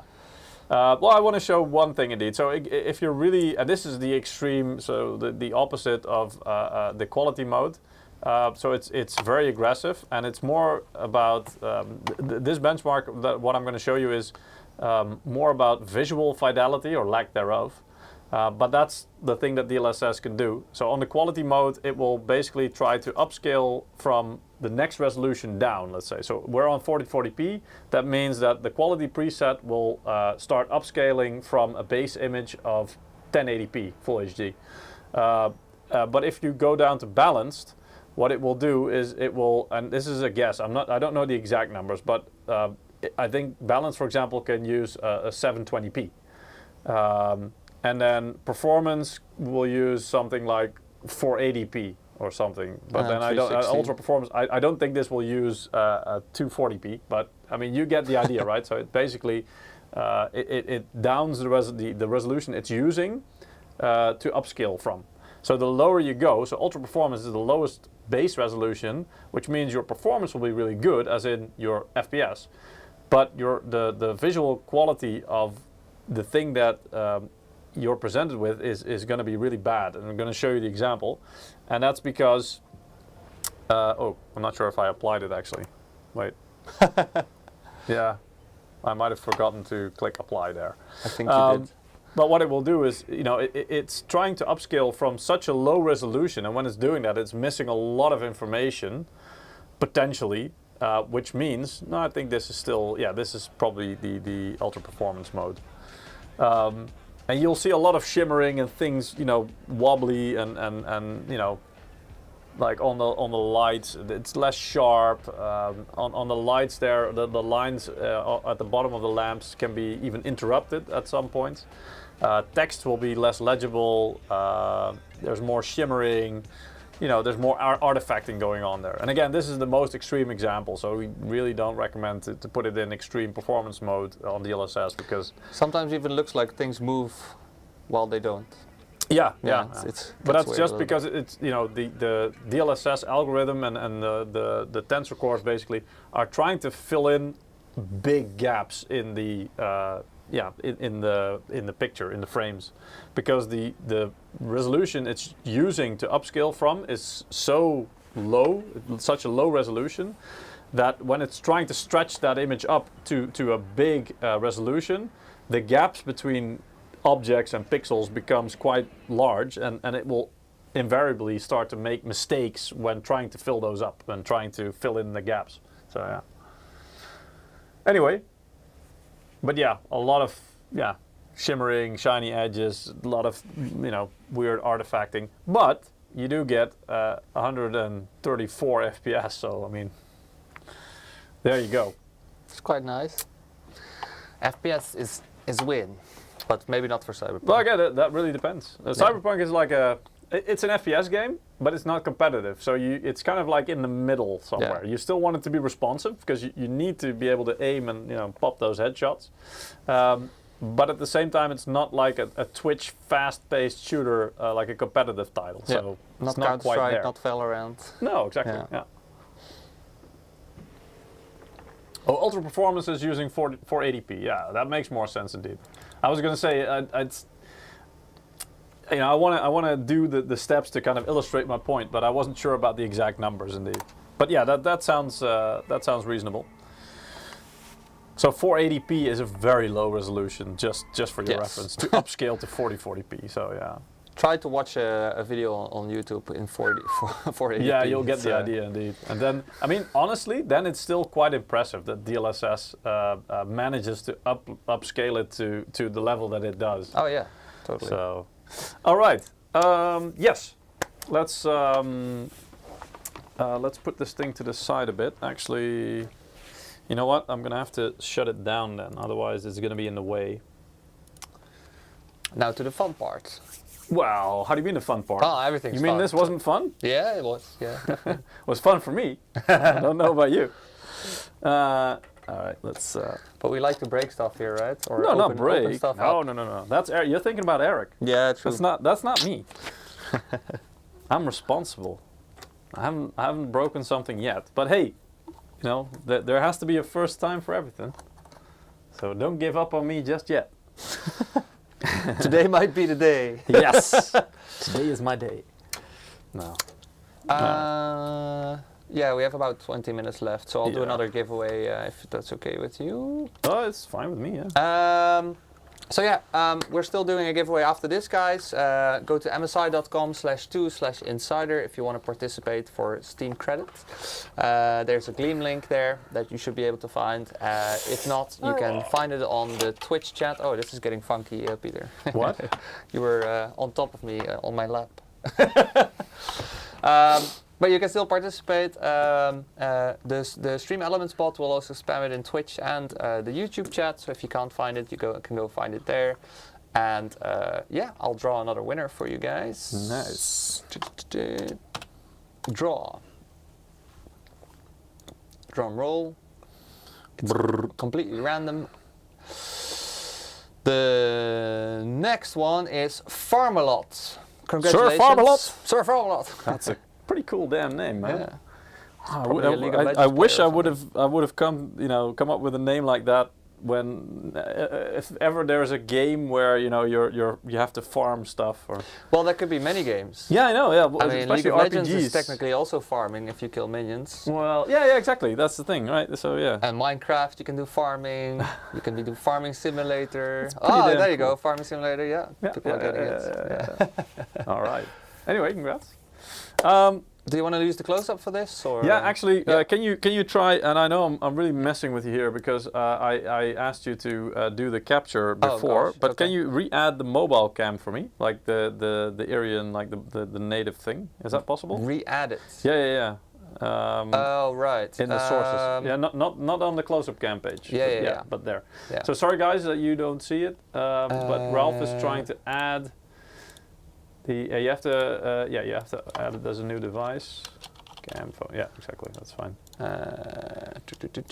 Let's see where it is. There it is. Yep. Oh. Yeah, it should be working. Okay. Yeah, Let's there it is. fit There that it is. Now. to screen. Hey. Hey, let's go. Drag it to the back. Oh. Not quite that far. Yeah, There we go. There we go. All right. So I hope this is high resolution enough for you guys. It's not really. Anyway, so I just wanted to show you guys some close-up shots as well. So here's the rear of the card. This is not the final card, by the way. This is the engineering card, as you will see in a minute. It's close to final, though. It's close to final. And this is the one I'll be tearing down for you. And you can see that because, of course, it's missing the fan stickers. The other card is down here, as you can see, and which has the fancy fan sticker. So I just put that down here just to make space. Anyway, yeah. And Should I'm I allowed come up to and hold the open this phone, one. maybe? Sorry? Should I come and hold the phone? No, it's fine. all right. Because what I did is I also put the I'm gonna put this phone down for now, and then you can choose the close-up. Yeah, there we go. So you can still see what I'm doing in a really washed out, nice camera view. This phone was in DLSS performance mode. Yes, sir. Yeah. Kind of like that. All right. So anyway, don't do this at home. We do this so you don't have to. Usual disclaimers apply. Yeah, do not So copy. I'm just gonna undo the screws. Welcome to Jackass. Something like that. Well, actually, that would be Eric's catchphrase when he goes for a teardown, indeed. Like, Yeah. but no, in my case, I mean, I've done this before. I know what I'm doing. Famous last words. Don't jinx it. I know so what this I'm is doing. the Poof. yeah. This is the how they call it, the leaf spring. Let's say leaf spring bracket at the rear of the cooler. So this helps to add more mounting pressure for the cooler. That's why this is here and why it has this specific shape. And usually when if you ever have to undo this one, it's you undo the screws, it will release a lot of tension, so you need to watch out for that one. Other than that, I'm gonna sit down. Actually, this is bad for my back. And I have a 1-year-old kid, which I have to watch. You know, I have to walk, learn or teach her how to walk. So, oh, my back is getting a hell of a treatment, a hell of a workout indeed. He's just getting old, guys. Yeah, I know. I'm starting to make noises when I get out of a chair. You know, like. That's probably also how you know you're getting old, isn't it? You know you're getting old when you're sleeping and you start making a lot of noises. Let's play Spin the Graphics Card. It did spin quite well, didn't it? Okay, boomers, nice. Well, I'm not a boomer. I don't have the right age. But yeah, I get what you're saying. What year was boomers? I honestly don't know. I just know it's the generation of my parents. So. All right. I don't know technically which generation I am. Boomer. Let me check. I think like Gen X or something. Or am I a millennial? I don't even know. I don't care really. I never looked it up because I really don't give two craps. Sorry, what did you say? Which years? Up to 1945, from 25 to 45. Up to, oh wow, up to 1945. Yeah. Jesus. That's quite old. Yeah, and then until what year? Until 45, from 25 till 45. Wow. Whoa, okay. Yeah. 45 years old or 1945? No, 1925 to 1945. Jesus. Yeah. Apparently. Okay, yeah, no, that's definitely not me. I'm vintage 1985, so yeah, I'm well clear of that. Anyway, okay, so I've undone the screws here, so I will. Millennial with a boomer back. Yeah, well, you got a point there, Sweaty Pete. I have to say, that does feel right, about right, yeah. All right, anyway, here we go. Yeah, here is the PCB. The PCB indeed, with the cooler, with the cooler sticking out. And as you can see, I mean, it's like it's half and half, right? It's about pretty much. It's about half. Some engineer markings here, which I first thought, oh, that's like a Chinese thing, or something, and then I was like, oh, it just says number 1. Anyway. China. Yeah. All right, so next thing is I'm going to undo some more screws, I think. Let me see. So it's the very first, actually a very unique sample. It's the very first Gaming X Trio that you have in your hand here. It's number 1. I'm not even sure. Honestly, I just noticed that, I'm not sure if you can see this, but this little is unplugged thing was already unplugged. And I'm pretty sure that's for the RGB of this thing. So if it's good that I didn't use this one, right? Because then the RGB wouldn't have fired up and it would have impacted the results, right? That's less FPS. Yeah, man. RGB needs more. It's a good thing I found out. Anyway, yeah. I'll just undo 2 more screws. I think Actually, I don't think I have to. No. No. What the are you IO bracket working on? I don't have to take off. I don't think there's any more screws holding this, so I should be able to wiggle this thing off. John William is asking, what are you working on? Well, we're not working on anything, but we're taking apart a graphics card, so you don't have to, so you can see what's inside. Yes. Pretty much. Well, I mean, normally it would be, there is, I thought there was two connectors there, because on the PCB it has 2 connectors. Could be that this is an engineering board, that this isn't like this on the actual card that you will get. But the 2 little plugs that are connected here are for the fans. So these are quite important, obviously the white one and the black one. So I'm gonna gently pull those out. Never pull them out by the wires. If you are going to do something like this, just wiggle them out. There's on the side. There's just a little lip that you can use to grab them. It's a very good question from Games for Rec. Would you recommend taking a graphics card apart to clean it? No, not really. Unless you've got like a lot of dust or hair, like pet hair or something like that in it, like clogging your fin stack. But even then, I would just recommend that you use like even a vacuum cleaner or something to the side or something that will already pull a lot out.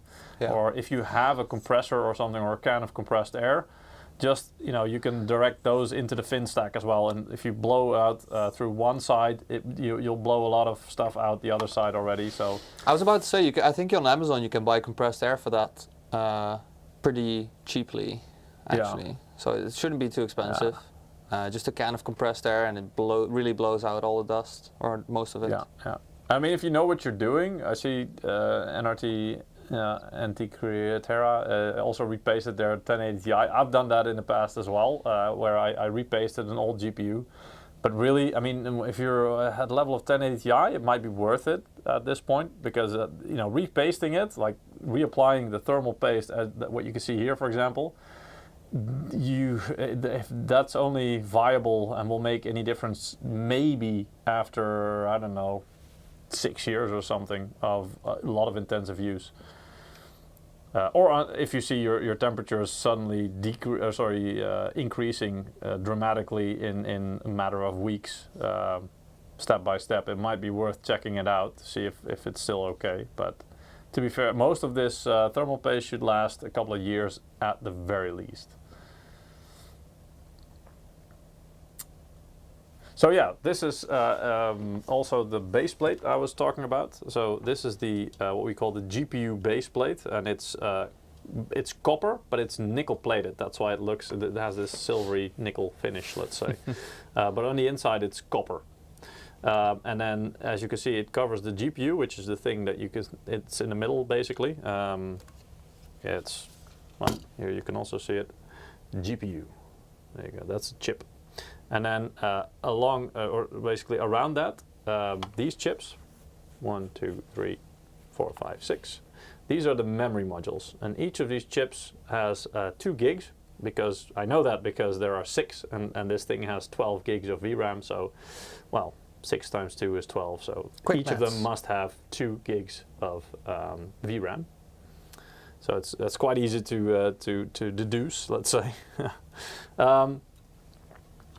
And then, yeah, this GPU base plate covers not only the GPU, but also the memory. And as you saw in the Tech Power Up review, especially, and that was even for the Ventus model I have there, but the same here, the memory temperatures were also exceptionally low compared to the other cards. So we must be doing something incredibly right when cooling the memory. I'm not sure if other cards perhaps don't cover the memory, or don't completely cover the memory, or not effectively with their with their heatsink, but yeah, ours do.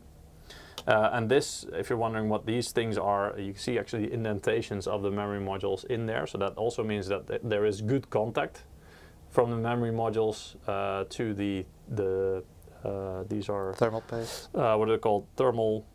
I mean, this thermal paste. Pads. Thermal pads, thanks, yeah. Lost the name there for a second. Anyway, so these are the thermal contact pads. And as you can see, I mean, if there's an indentation in there, that means it's really, the chip is basically being squished in there, and it means that it's able to transfer heat very effectively from the chip itself to the thermal pads, and then onto the base plate. And here you can really see all the heat pipes converging on basically, on this base plate, and also on the other side here. And then from there, they fan out across the heatsink. So that's quite clear to see on this one. Are you allowed to go out of NVIDIA's spec and manufacture a 24 gigabyte card? No. This is the thing. When the GPU, let's say, so the chip is, well, it's NVIDIA's property, obviously. They create it. They own the rights. They own the design of the chip, and all of the board partners, including MSI.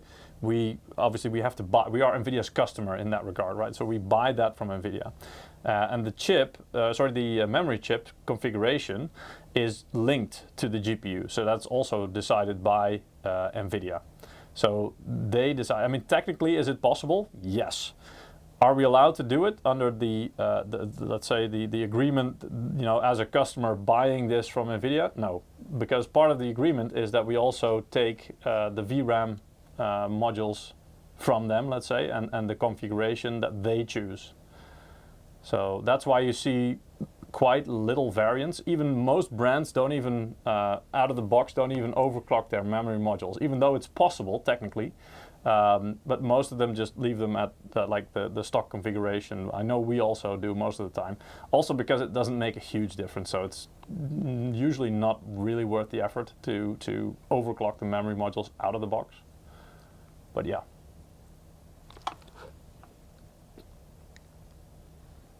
I mean, it's just that's what it is in the industry. So it's not like I see some people commenting on it like, oh, well, that's really restrictive. And I don't know. I mean, it's been like that pretty much ever since I've been working in this industry. I don't know any better than that, and it's normal, let's say.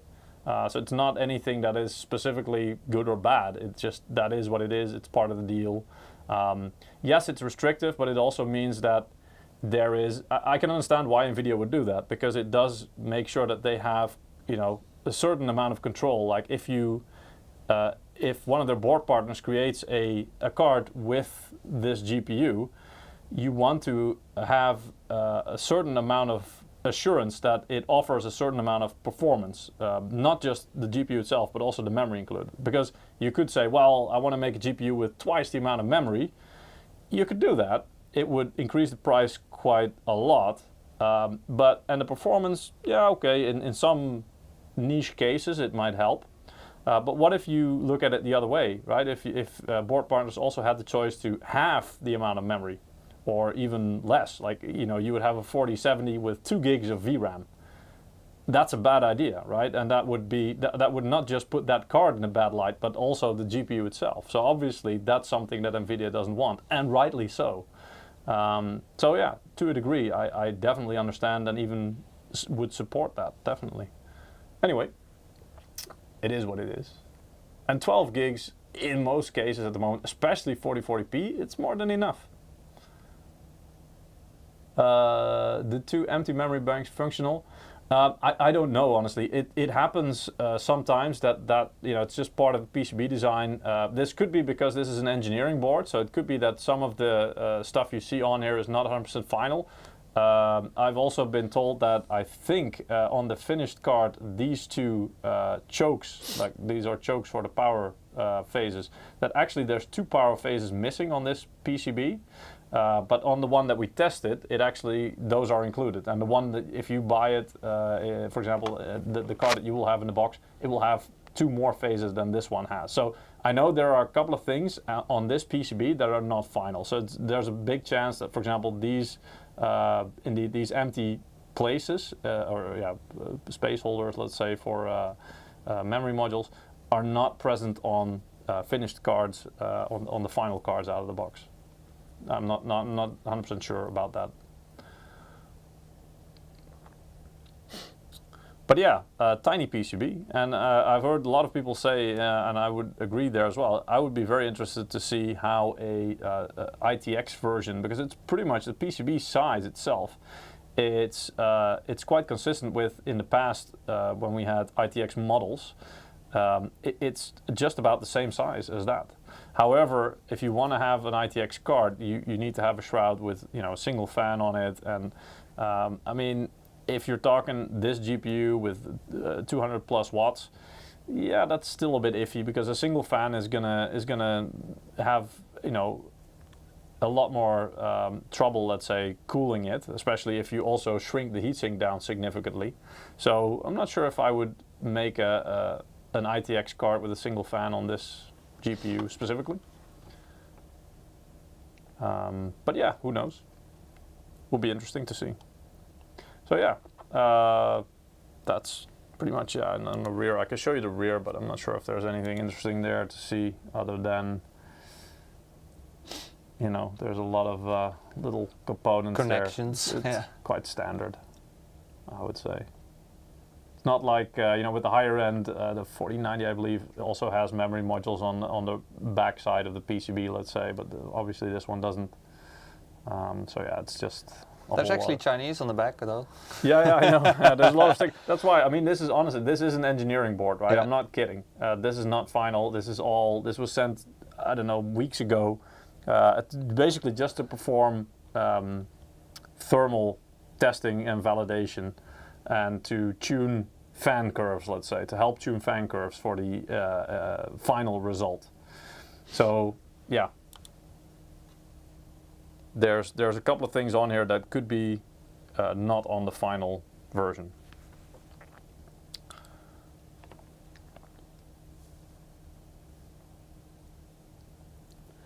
All right. Yes. All right. Any other questions? Water-cooled single fan. Yeah, but I mean, a water-cooled single fan, then the fan is almost superfluous. That's pretty much what you have on the 4090 Supreme Liquid. The GPU and memory are cooled with a water block cooling, let's say, just almost like a CPU water cooling block. So those are the components that get the hottest, and they get cooled directly by the water cooling. And then you have like some almost passive cooling, like air cooling for the rest of the card, like especially the power components, because those are the other components that can get hot after the GPU and memory. So you have a little bit of cooling for that, just using air cooling, so a fan for the rest. But yeah, that's quite expensive. So for a card like this, again, there we have this. You could have the discussion, or you could argue that by adding that level of cooling to this card, you're already surpassing the price point for 4070 Ti, for example. So does it really make sense? From our perspective, no. But if you want to do it, hey, it's a cool idea. It will be a cool project for sure.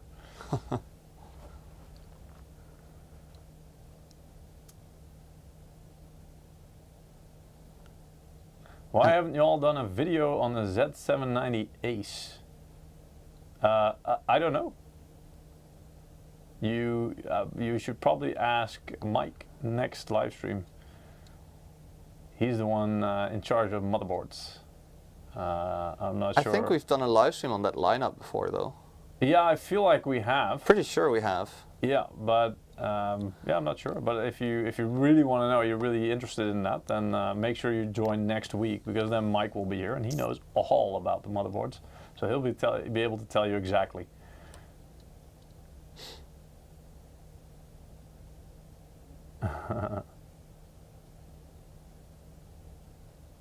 Ironically, in laptops, GPUs perform wildly different due to different power budget and cooling settings. Yeah, because it's like a small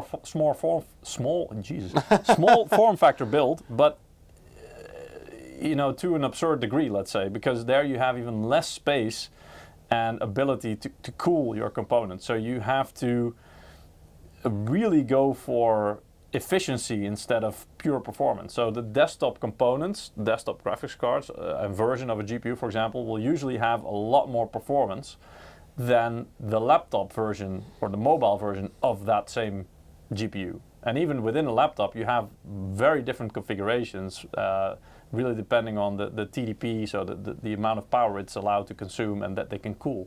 Yeah. But in general, yeah, you have to make a lot more concessions in a mobile platform, because their portability and takes premise. Yeah, portability is way more important and is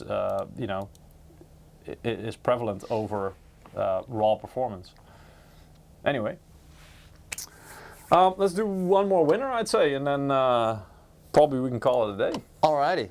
One last draw. So guys, after this, the giveaway is closed. Yes. One last drum roll. Give it a second. Oh, you can do this one. Inuyasha. You don't know Inuyasha?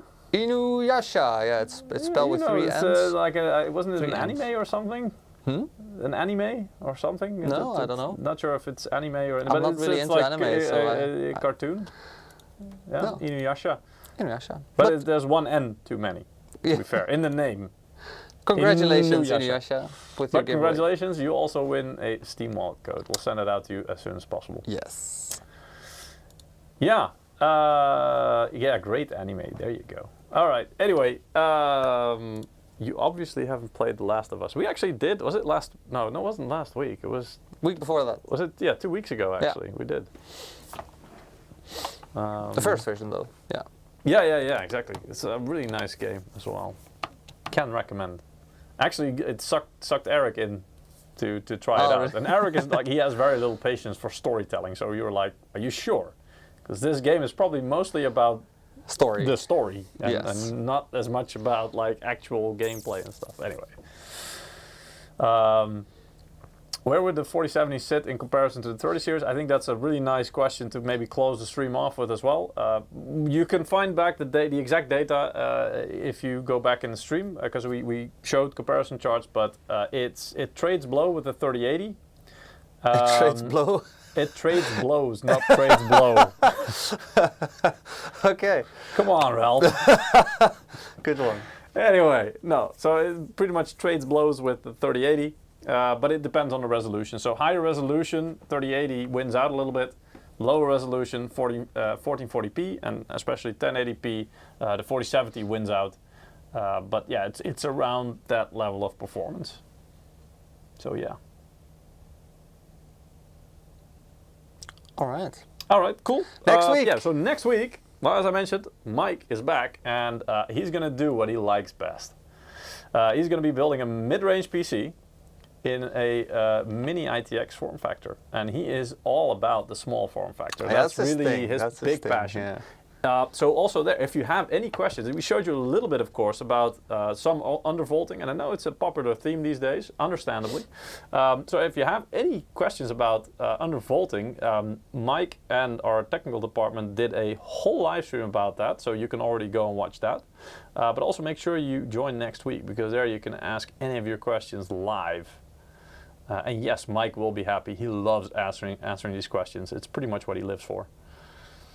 Yeah, I'm surprised he isn't in the chat right now. He's probably off doing something important. But anyway, Yeah, that's really, if you talk to him, that's the first thing he says. Like, hi, my name is Mike. I have a small PC, form factor PC. That's what he says. Yes. Yeah. Yeah. Do you want to see it? Yeah. He's not he's not compensating for anything. No. All right. So yeah. Anyway, thank you very much for joining today. I hope you guys enjoyed the live stream. Hope you got answers to most of the questions that you may have had. If not, please make sure you put them in the chat or in the comments. And yeah, who knows, we might be able to answer them or maybe in the next stream. And I hope you guys, hope to see you guys in the next live stream next week. Next week will be Wednesday, by the way. So it will be a Wednesday live stream again. All right, guys. Anyway, thank you for now. Thanks a bunch. Take care. Bye-bye. Bye.